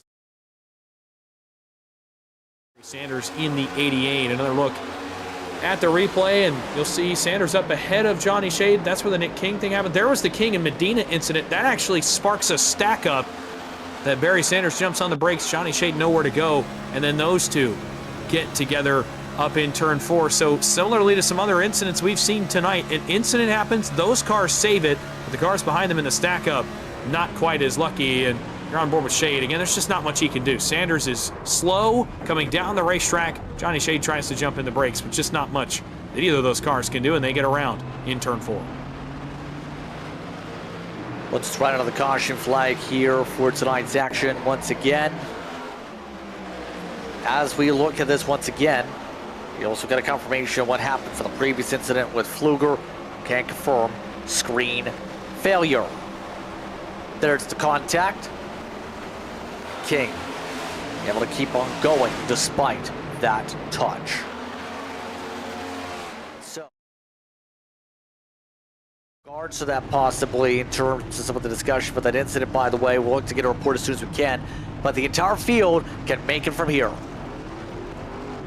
Everyone can make it. You're coming in and topping off the fuel tank, and now it will be go time. You got to shift your mind to now racing rather than fuel strategy here on this last run, as everyone made the trip down pit road. A number of guys going for gas. I'll tell you what, interestingly, a number going for tires. One of those that did not, with the call from Timothy Harper, he'll go to the race lead for the first time, the Shamrock Toyota, as he'll go to the point as being the first driver off pit road. Everything from there looks like came out just as they came in to pit road. Yeah, so with that in mind here, with some of the strategy Timothy Harper has said up front, Cornette, I believe, took 2 tires here, so he took some stability in terms of that discussion point. And I will say this caution period, Dawson, is going to definitely bring some of the aggression out of people. Well, and again, I think it comes back to how frustrating tonight has been for a lot of drivers with the attrition that we've seen. Most of the field has been involved in some form of incident at some point in this race, and that can make the frustration level go up, it can make your patience level go down for what you're willing to put up with here at the end of this race, and as such, it can force you into some aggressive moves that maybe you wouldn't make on a normal weekly basis. That's what these kind of attrition-based races can do. The drivers inside these race cars should make for an exciting watch rather for us up here in the broadcast booth, though. Wouldn't you agree, Jacob? I hear there's some discussions right in that line. Yeah, they're on pit road chatting a lot. There's been a lot of drama with the dig cars tonight, and it's not short inside the group for Aero. Barry got ran over by Johnny Shade just recently on that caution there, and obviously he wasn't too happy with it. And I believe it was him that quoted that he was tired of it, and they need to get to the front now. The pressure's on to get up the front, and Jager, what have you heard? Haven't heard too much down here in these pits. Mainly, it's going to be definitely interesting to see what teams are going to do, how it's going to play out with how much fuel they decided to take. Especially that's going to impact some of the balance of your car's handling potentially, Dawson, compared to if you take a full fuel load to half a fuel load, anything along those lines in theory. Well, heavier car, more fuel, tighter race car washes up the track more, especially as you're on older tires. Lighter car, especially on new tires, can be a lot lighter in the corners, can make you a lot looser, and we've already heard the problems guys have had with balance on exit of the corner and going over the bumps and stuff like that. If you took a little bit less fuel there, a little bit lower on the fuel level than some guys around you, could make for a very interesting last 40 laps or so for you. Coming up to the Van Louis Stickers restart zone, it's Harper up in front, first lap sled of the night. It's Timothy Harper who gets the clearance in towards the end of the quad oval. Already, drivers with Christensen diving to the inside. Same for Cornette. Most of the field ditched the high side. Yep, 37 to go, and again, the standard continues to be that the outside bails on the restart. The inside has been much better through turns 1 and 2 on that opening lap. That will come into play later, by the way, in a late race restart scenario. The outside tries to get going. Jose Medina out in clean air. You talked about his success at EchoPark this week. He'll go to the nose of Chris Davis and try to come to the front late in the stages here at Atlanta. 36 to go. Harper continues to lead back down to turn 1. Top 5 are clear. That's back to Nigel Christensen, but not for long. Here comes Aaron Matthews. He wants to lead, but Cornette will stay loyal to the bottom lane. He'll push Harper. Rogers not going with a 5 either. Christensen stays down, and Aaron Matthews has to wait all the way back to Jose Medina to get him some help up the banking of turns 3 and 4, but it arrives on scene as Rogers will pull himself clear as well. Able to get himself ahead for now on the bottom side. 35 laps to go here in this one. The pace has indeed picked up now that everyone can make it on the distance, but others like Medina are picking up the racetrack. Jose Medina elects to go up top, but can't tell if that was by force or by just letting him go. Davis elected to pass him by, making the same type of move.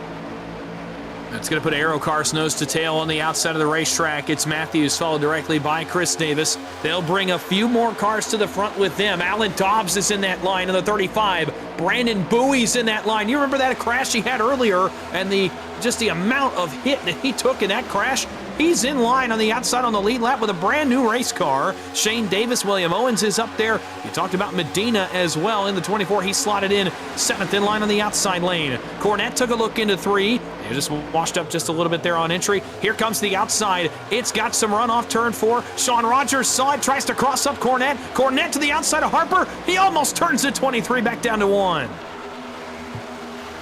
All of them getting a little bit feisty here in the heart of the corner, coming out of 2. Cornette zips on by, able to get again to the point.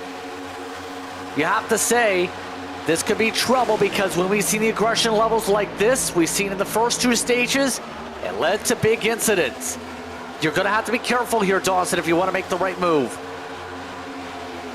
100%, but so far so good here at the front of the field. Only 32 to go. They're going to go by awfully quickly here in the later stages of this race. Cornette tandem with Aaron Matthews. That drags them away from the field by about a car length and a half.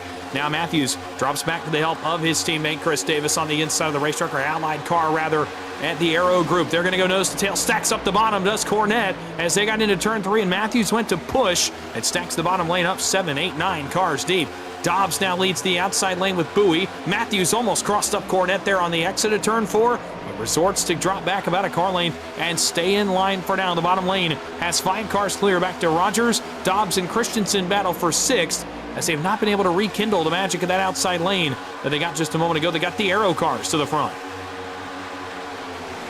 Yeah, a lot of these drivers still not able to get that top line rolling successfully unless they eventually have the track. That seems to be part of the trends tonight. Bowie, who was a stage winner earlier tonight, going to be an interesting player to watch for late in this one, because we know Bowie's got the ability to cut through traffic like this. He's doing a good job helping out the red line cars up that top line as they've now built up the momentum there. So, who do you feel is the best choice of a drafting partner with this stage of the race with how things are shaping up here? It's tough to say because a number of cars have spent their time being, towards the front of the field, being good cars to run with. Cornette, I feel like in the 83 has got one of the best cars up here late in the race. It's really come to him in the second half as the lights have come on, so I think he's a good option. Aaron Matthews has proven to be a really good pusher. That 5 car is very, very solid. Second in line right now, and he has pulled that inside lane to now 7 cars clear back to William Owens, who burst into clean air for the first time. So I would look at Cornette and Matthews, our top 2. Beyond them, Sean Rogers has been a good pusher tonight, a good drafting partner. Alan Dobbs has been a pretty good drafting partner. A couple of cars towards the front have been pretty good at it. Chris Davis has as well. Meanwhile, by the way, the outside's got a little bit of run. William Owens joined that line right in front of Dobbs. He's up alongside Christensen, trying to rally that outside lane here off turn 2. All of them trying to figure out themselves quickly. Now, it is interesting to watch right here with William Owens now trying to go. Pretty sure the word we just received is go time. It's near immediate, that go time. Owens, one of the drivers that got bounced around in FLCC competition the past couple weeks. He's looking to pivot his way up to the front here, Jacob would, or rather, in terms of how things are going. 12 minutes to go on the clock, by the way, if we're to go green. Yeah, only 12 minutes of racing left. That's how fast these laps are that these guys are running right now. There's only 27 to go, where at Daytona that would take 35 or 40 minutes potentially, counting some late race cautions. They're running 29.5-second laps right now, are the leaders. As Cornette comes back by and make it 26 to go, you don't have as much time. I said everything happens faster. The laps tick by faster too, and we only have 26 of them to go. You don't have a lot of time to formulate your moves, and you have to try to go for it. Trouble. Dobbs, Christensen get together. Christensen slides to the inside. Do they all save it? There's a couple cars in the inside wall. Christensen's going to come back up. This might draw the caution to the back of the field. Still no caution. There's no one else to trigger the... Let's take a look at the replay. No caution. We stay green. Top it off. replay look here.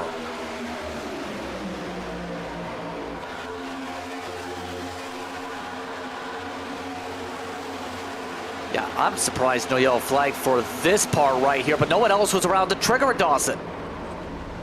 I'm a little bit surprised when he came back up and especially collected another car that this did not draw the caution flag, and I think he actually is going to crash again down here at the entrance of turn number 3. He does. He actually slides again. So I'm a little curious about no caution flag there, but nonetheless.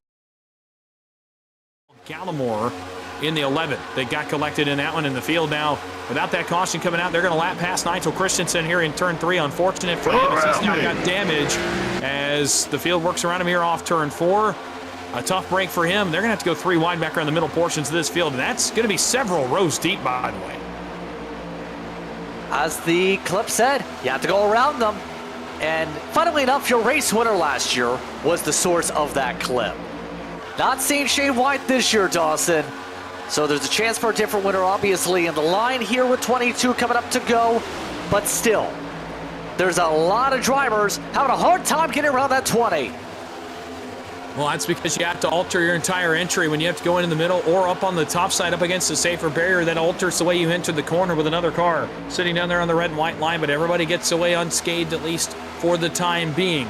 Up front, it continues to be Chris Cornett. What a win it would be tonight for car 83 if he goes to victory lane in Atlanta, because last week we talked about the trust level with Chris Cornett, and I started to mention it earlier before one of the crashes in stage 1, that this is how you prove to the field behind you that you're worthy of being a drafting partner, that you're worthy of running up front.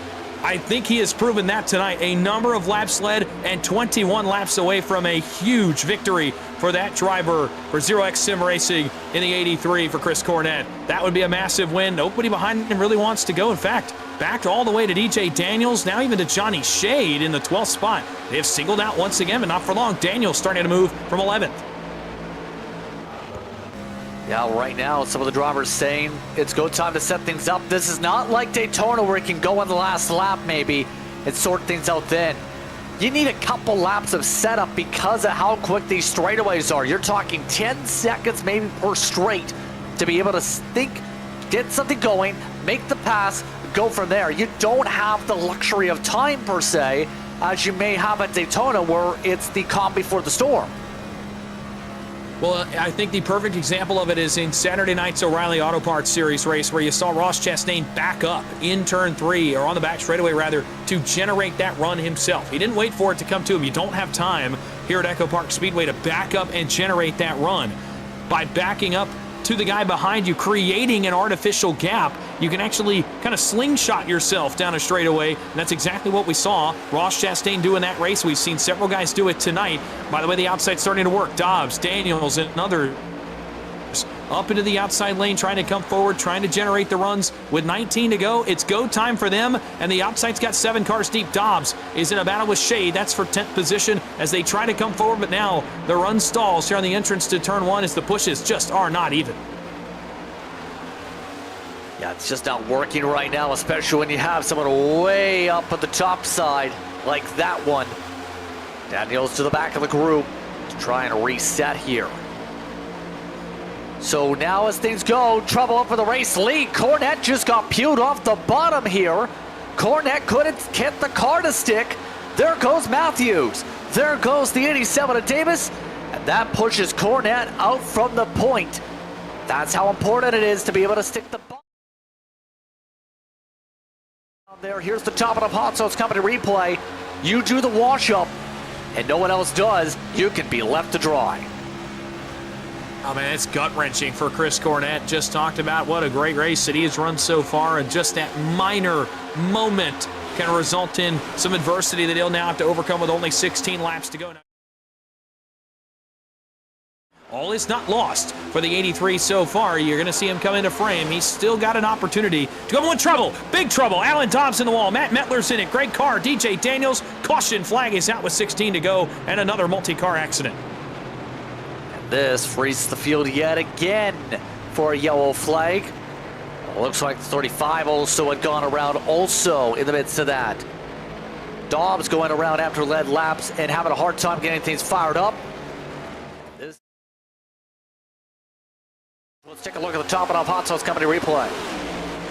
This is back around the DJ Daniels car. We had just seen it shuffled out of line. It's going to start up ahead with Alan Dobbs, and I wonder if it was Nick King, and it was. Nick King had just done this a moment before, actually, in the 12 to DJ Daniels. He went to the center, trying to get the gap working so that he can push Alan Dobbs to the front, and ends up trying to do the same thing to Dobbs that he had done just a moment before. And that hole closes up, and from there, it is on the backstretch. There are some big hits in this one, by the way. Yeah, this is going to be significant damage. In particular, Dobbs had to tow the car from how bad the damage was there. And let's just say it this way, Dobbs is not happy from that.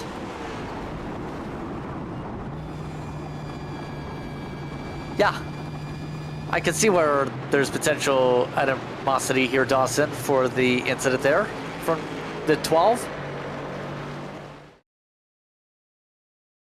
That this race had brought with the attrition, but obviously with it being late race and being in a position of potentially trying to go up and win, and especially with the ninth that Alan Dobbs had. He led a number of laps earlier and ran up front in stage 2 and early stage 3, and to have your night potentially come to an end because of that, obviously understandable frustration for him, as he is now very far behind the 8 ball inside of 15 laps to go.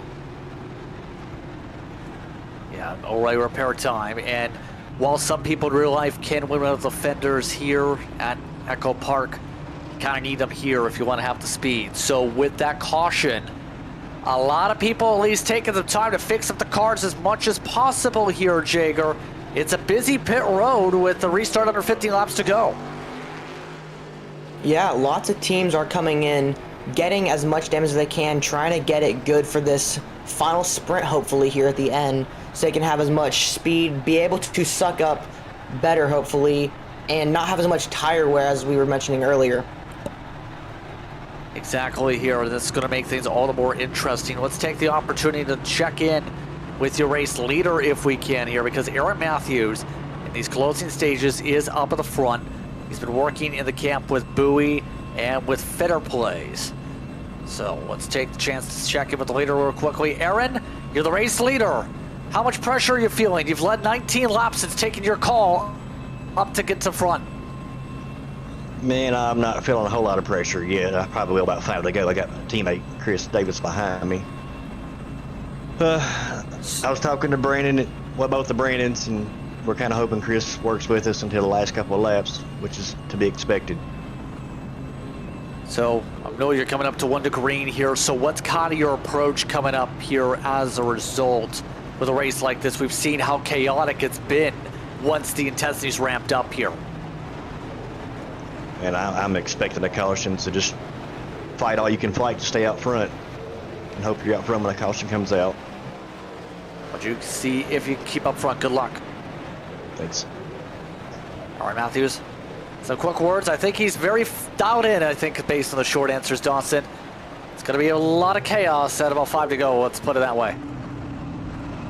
Well, again, with it, with this track being known for the chaos as it is, when it gets down to business time and the win is right in front of you, obviously those moves get bigger, the blocks get bigger, the patience gets shorter, the pushes get more desperate. Of course, chaos is to be expected here late, but you're right, dialed in, I think, is the word I would use too. Laser focused for Aaron Matthews. At this point, it takes me back to last season at Daytona, the regular season finale, how close Aaron Matthews came to victory lane in that race when he was in this position late. Does not want to let another one slip through his fingers. I think that contributes to some of that confidence, some of that, dialed in mentality you heard in his voice right there. Yep, we're all set to go for a restart with 12 laps to go in the Crazy Chuck's Purple Jesus Moonshine 250. Remember, the leaders have 26, 27 laps on their tires. Shane Davis is the first one who came down pit road. That was for a 2-tire stop. Ready to go. Green flag is no. We're back underway. And the 5 machine able to get a decent jump. Here comes the 23 with the momentum also. Bottom lane continues to be better up the banking of turns 1 and 2. It's been that case all night. It will be the case here again. That will split those two arrow-aligned cars, Davis and Matthews. You heard Matthews talk about wanting Chris Davis to work with him. It may not matter. Chris Davis has dropped all the way to the 4th position. Timothy Harper is now the car on his back bumper, and He looks in the rearview and sees William Owens in the 30, who's inside the top 3. Davis and Bowie are going to drop down 4th and 5th. Rogers in 6th. That leaves the top 2 Cornette, but not for long. Here comes Davis. Here comes Rogers. They'll take Cornette with him. It's on of the banking of 1 and 2 with 11 to go. All sorts of elbows out, coming to 10 laps to go here. Push now builds up from the outside. Rogers trying to help out Davis, get something to get going. A lot of people in the back starting to try and get something going as well. But it's only going to be one driver who takes the win here. We're down to the final 15 plus miles. Less than 10 laps to go. Inside continues to have the run up the banking. Aaron Matthews is still clear of the lead. Now he'll look in his right side mirror and see Chris Davis.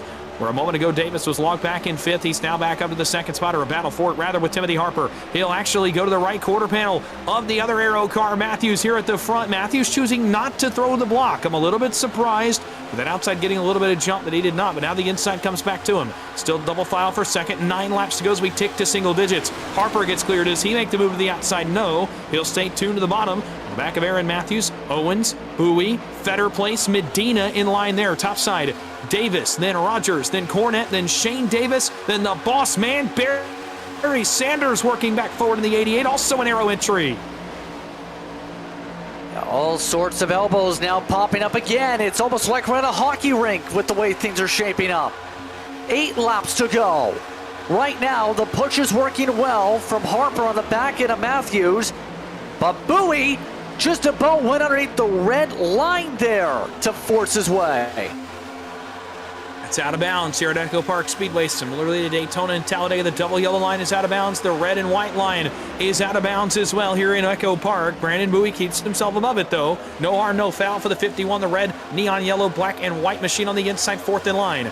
Back to the line, 7 laps to go this time by Matthews. Harper continue to run 1-2. Davis still leads the outside, but they have stalled about the Bowie machine. Rogers and Shane Davis have not been able to get the push to the 87 that he needs. That's going to pull Bowie clear on the exit of turn 2. It might pull Brandon Fetterplace clear as well by the time they get to the exit of turn 4. Brandon Bowie, does he take a look? No, he'll stay down and almost got to the left rear William Owens. He's really trying to get the 30 shuffled out of the line. Yeah, nothing's really getting a chance for the high side here. Now, with less than 6 laps to go, will anybody be able to do something? For some of the drivers here in FLCC competition, just in the past few days, by the way, Dawson, they went 3 wide for 2nd and still couldn't pass by the leader. Is it going to be something like that with the way things are shaping up, or will they get a run here because they're right now trying to back up a lot to that 5?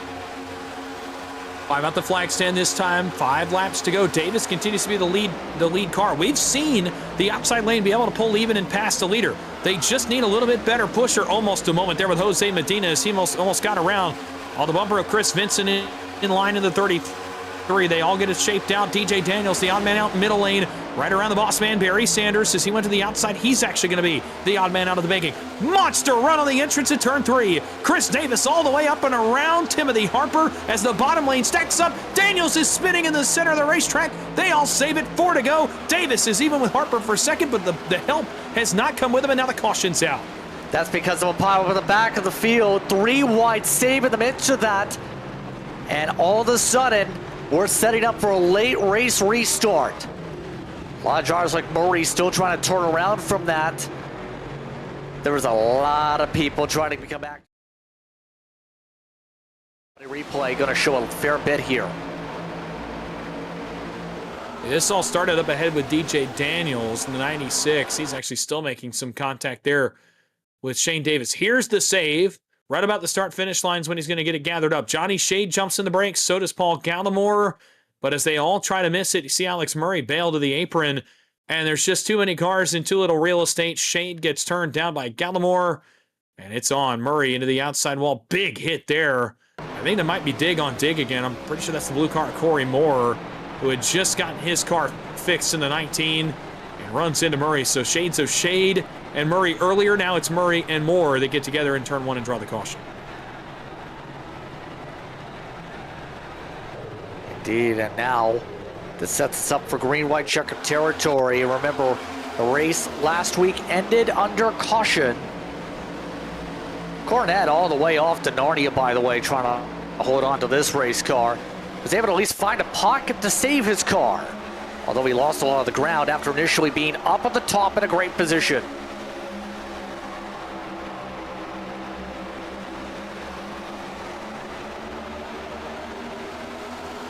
Yep, this will be on next lap to the big wreck too. Cornette no to the bottom. Rogers is being very aggressive there with that peel down, with that squish a little bit. Yeah, but a great effort by Cornette to make the save and at least give himself a board his car. You talked about the aggression of Rogers. He certainly is trying everything he can to get himself and Chris Davis back in contention here late. And ended up getting into Cornette right there. And the big crash claims some more attrition, claims a few more victims, and now puts us in position for a late restart. Yeah, it is going to be a one attempt at a green-white checkered here. So remember, it is going to come down quite simply to, once we take the white flag, it's a race to the checkered. If we get a caution flag before the white flag, then the race will end under caution. Remember, that's how Fluger got the win to start off this season. So, with things shaping up the way they are, we're talking maybe 16-ish, cleanish cars here, Dawson, that have an opportunity. And there's a lot of people that are looking for the first wins here.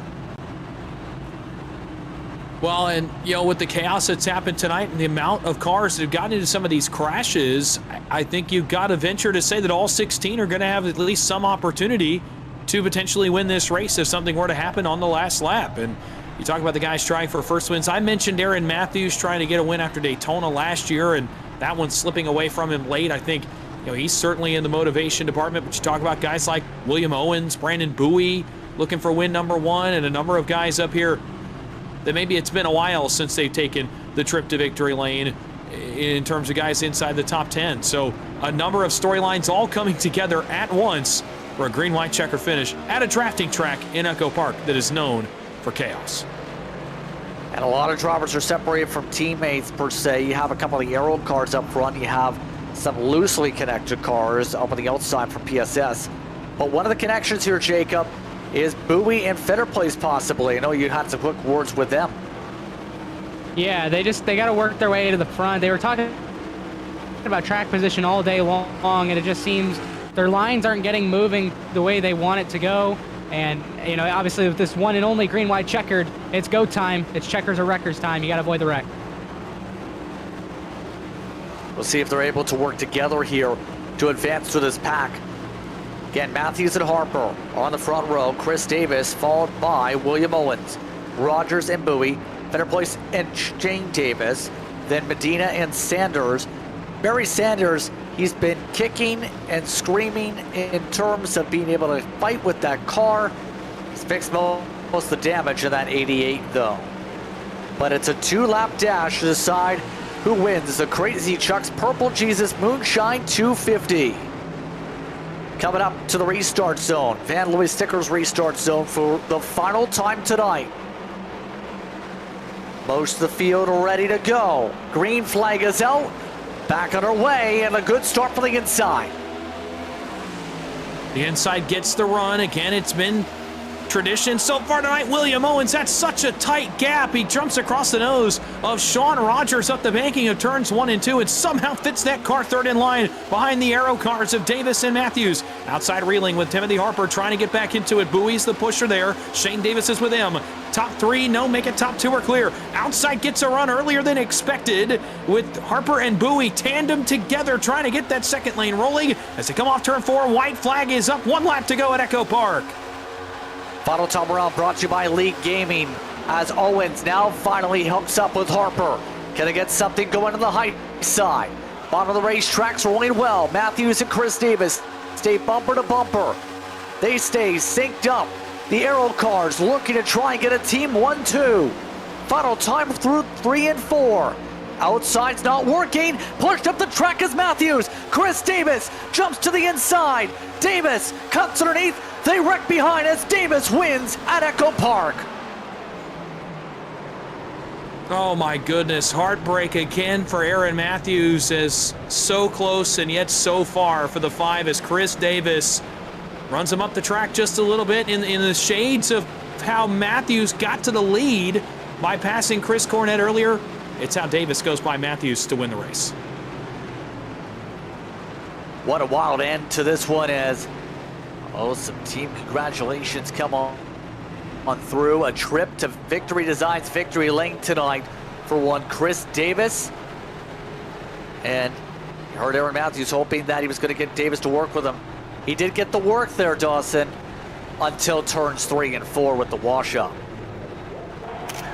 And sometimes that's how it goes, unfortunately, at these places like EchoPark Speedway. And for Aaron Matthews, you got to imagine on one hand it's heartbreak, but on another it's happiness for his teammate. He's actually coming over to celebrate with his fellow Aero car over here on the front stretch. But it's Davis, the big winner tonight. A valiant effort, by the way, involved in multiple crashes and just to get away with a trip to Victory Lane. Victory Designs Victory Lane on that point. Again, Davis picking up the W. So burn it on down as part of the celebration here, Dawson. It was an interesting night. It's his only lap led, by the way. Let's take a look at some of the replay action. Remember, the Top It Off Hot Sauce Company replay about to come up here in a moment. There was a lot of trouble that popped up there right at the line on that final lap 2, Dawson. Well, and the trouble started around, ironically enough, Aaron Matthews, who we had just talked about, and I don't know if it was frustration or what the case may be for Matthews. He just turned it down the racetrack, or what happened here on the, the exit of the quad oval, the entrance of the quad oval, rather, right before the start-finish line. So, early in this run on this green-white checkered, I'll tell you, the bottom continued to get a run, but the outside actually held tougher than I thought it would. They just were never able to get that run formulated enough to get to the leaders. They got pretty close, but they never got close enough to make something happen. It fell apart in turns 3 and 4, and that was kind of all she wrote for that outside lane. But when it came off turn 4, you're going to see the wash-up for Matthews. Davis just drives right by the shorter way around the racetrack, and it's cruise time for him all the way to victory lane. And for Matthews, unfortunate as he gets turned right in the quad oval as well. Yeah, this goes all the way through now, white flag at this point. As you can see, they stayed bumper to bumper all throughout the sequence, and then it happens here. Little push up for Matthews, washes up, and as soon as that door opens, Davis takes the chance to dive underneath, doesn't cross the red line, and right behind Matthews has Rogers try and force his way through at the line, 3-4 wide with cars wrecking. It's a classic EchoPark drafting track finish, and what this track has kind of become known for is these crazy finishes. And we get another one right there. Luckily, though, for Chris Davis's sake, it all happens in his rearview mirror. Let's take a quick break. When we come back, post-race coverage, you'll see and hear the sights of some of the drivers' thoughts after that one. You're watching tonight's coverage of GMD Janitorial Cup Series Racing here from EchoPark.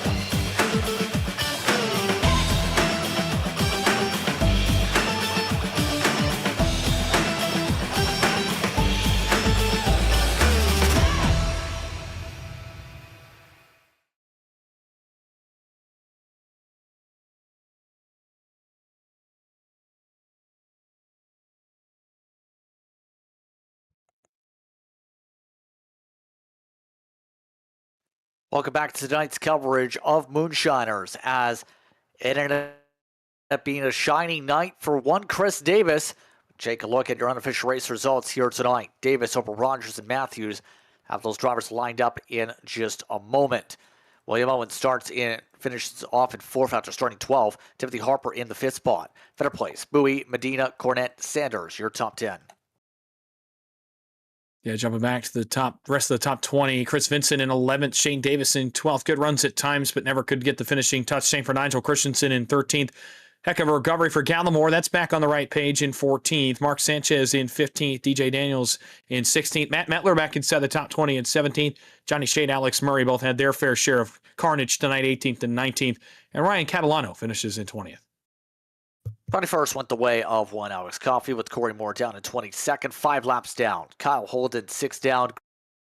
Greg Carr, part of the DNFs, in 24th.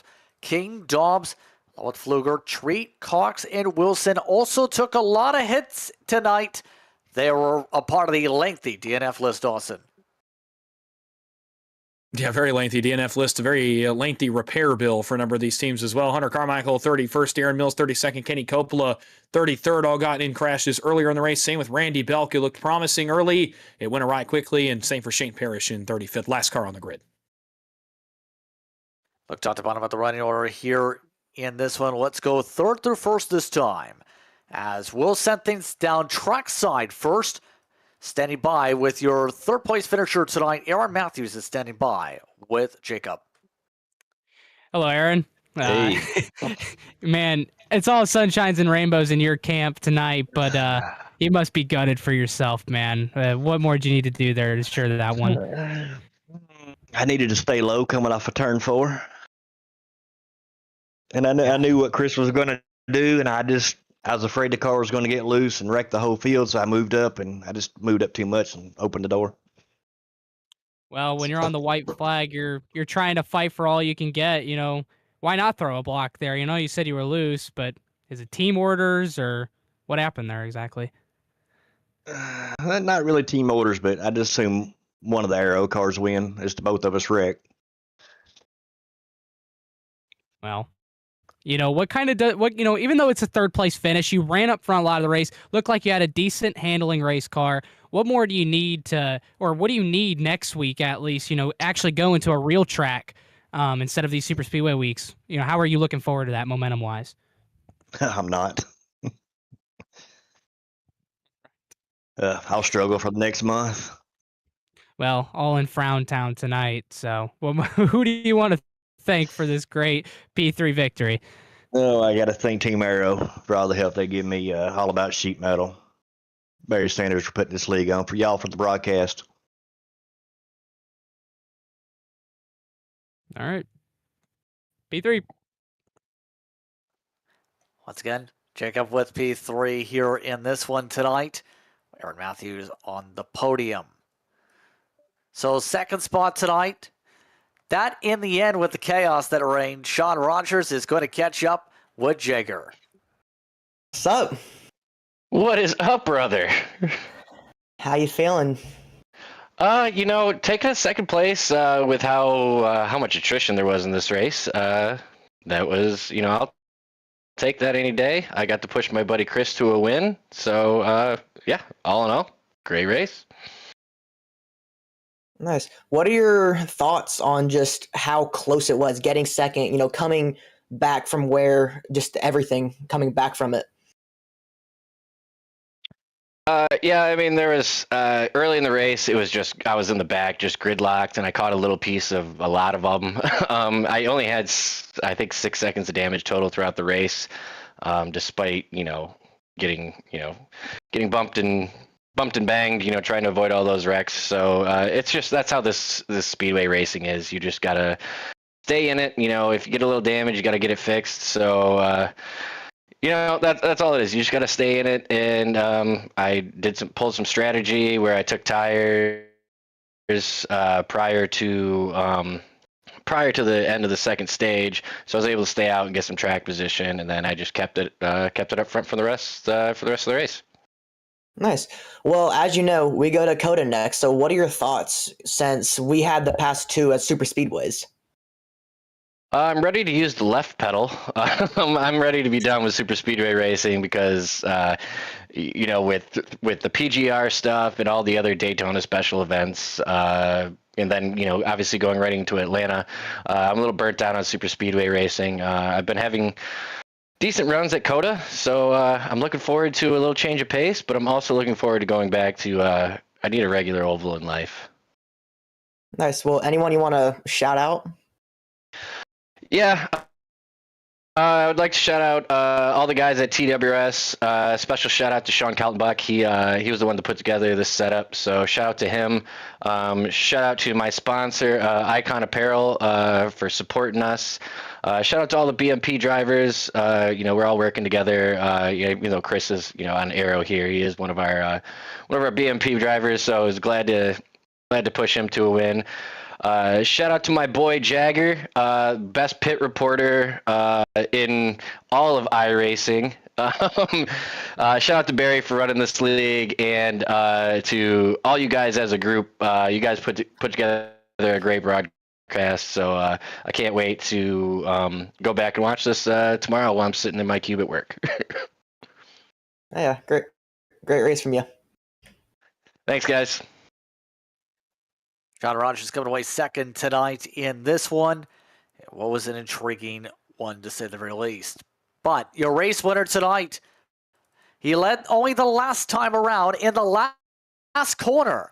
Chris, you get the job done tonight. How does it feel to be a winner at EchoPark?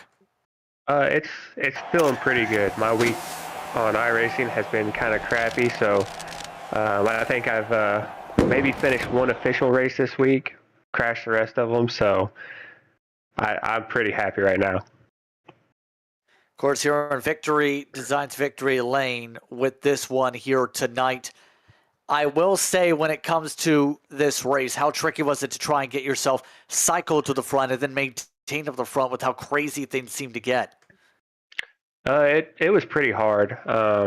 Picking the right line, making sure you had the correct pushers in there, and then those guys would shuffle to the bottom line, and you'd fall back a little bit and just have to find somewhere to fall in, ride for a little bit, and then build your runs again. So it was kind of a mentally challenged race. I know a lot of these guys are just making a lot of big moves. I kind of hate to see that because it causes a lot of crashes, but I get it. You want to stay up front. You want to be there. But I think throughout the night I had 12.5 seconds of damage from a restart. And other than that, we stayed pretty clean. And that was just my whole goal for tonight, was stay clean and keep the right front on it. So with that in mind, how do you feel about going road course racing for the first time this season at Circuit of the Americas? I feel like we could skip it and I would never miss a beat. I am not a road course racer. I know Barry has different plans for that. He's a road course king, so I might try to pick up a few pointers from him this week. But road coursing to me, if I can finish the race, I'll be pretty happy. Any shout you'd like to give here tonight? Yeah, I got to give a shout out to Crazy Chuck's Moonshine. Obviously, they're sponsoring the race. I won the race back in the spring. He signed it and everything, and I told everybody it's a trophy. Since he signed it, I didn't want to open it and try it, but hopefully we get another bottle coming, and I'll actually be able to try it this time. So looking forward to that. So appreciate him and him sponsoring this race. Of course, GMD Janitorial, my company. Appreciate my wife and them letting me do this. Simrat Market, they put out some awesome paint schemes. So. And then Barry, Kyle joined up with Aero this year, and it's been a lot of fun so far. And gotta thank Aaron and Fetter Place and them over on the other Aero team too. So, and then obviously you guys put on a awesome broadcast, so we really appreciate that. Thank you so much for the opportunity to speak with you. Thank you very much for the time. Congratulations on the victory. Thank you. Chris Davis coming away with a stellar drive in the end here, Dawson. As that closes things out, Circuit of the Americas, going to be an interesting one when we go road course racing for the first time next week. Yeah, kind of from one extreme to the other, right? Tonight, obviously, with the drafting track chaos and carnage and big crashes of the story. And next week, we get into the technical stuff. And Circuit of the Americas is one of the most technical racetracks that we will travel to this season. So interested to me to see what these guys can come out with setup-wise off the bat at the first road course trip of the season. It's, again, a completely different extreme. You've been working so much on drafting tracks and dialing in your drafting packages on these race cars that now you have to go and completely change your mindset going forward into a road course. It's all about rhythm at those kinds of racetracks and hammering out lap after lap just consistently to get to victory lane there while also maintaining your speed. Will be a lot of fun, a test of driver skill, driver patience, and the setup under the car as well. You'll see that next week when we go racing from Texas, Austin, Texas, March the 4th, 8 p.m. Eastern Time, about when we will start our coverage from COTA. But it's just about time to say goodbye from Hampton, Georgia. A lot of people to thank here tonight. Of course, we had on our pit crew, Jacob Quill, along with Jagger Finley, that were down and listening to all the sights and sounds from the various crews. We had Dawson Wise as our commentary tonight, DJ Lyon as our producer as well, using cameras provided by SimWrap Market. Tonight was a busy day for all of the crew members here, to say the very least. I'm Justin Prince saying thank you for watching tonight's coverage of the GMD Janitorial Cup Series here from EchoPark Speedway, where in the end, it ends up being a one-lap winner when it comes to your winner for the Crazy Chuck's Purple Jesus Moonshine 250. It goes to Chris Davis. He's your winner here on Precision Entertainment Solutions. Good night from Georgia.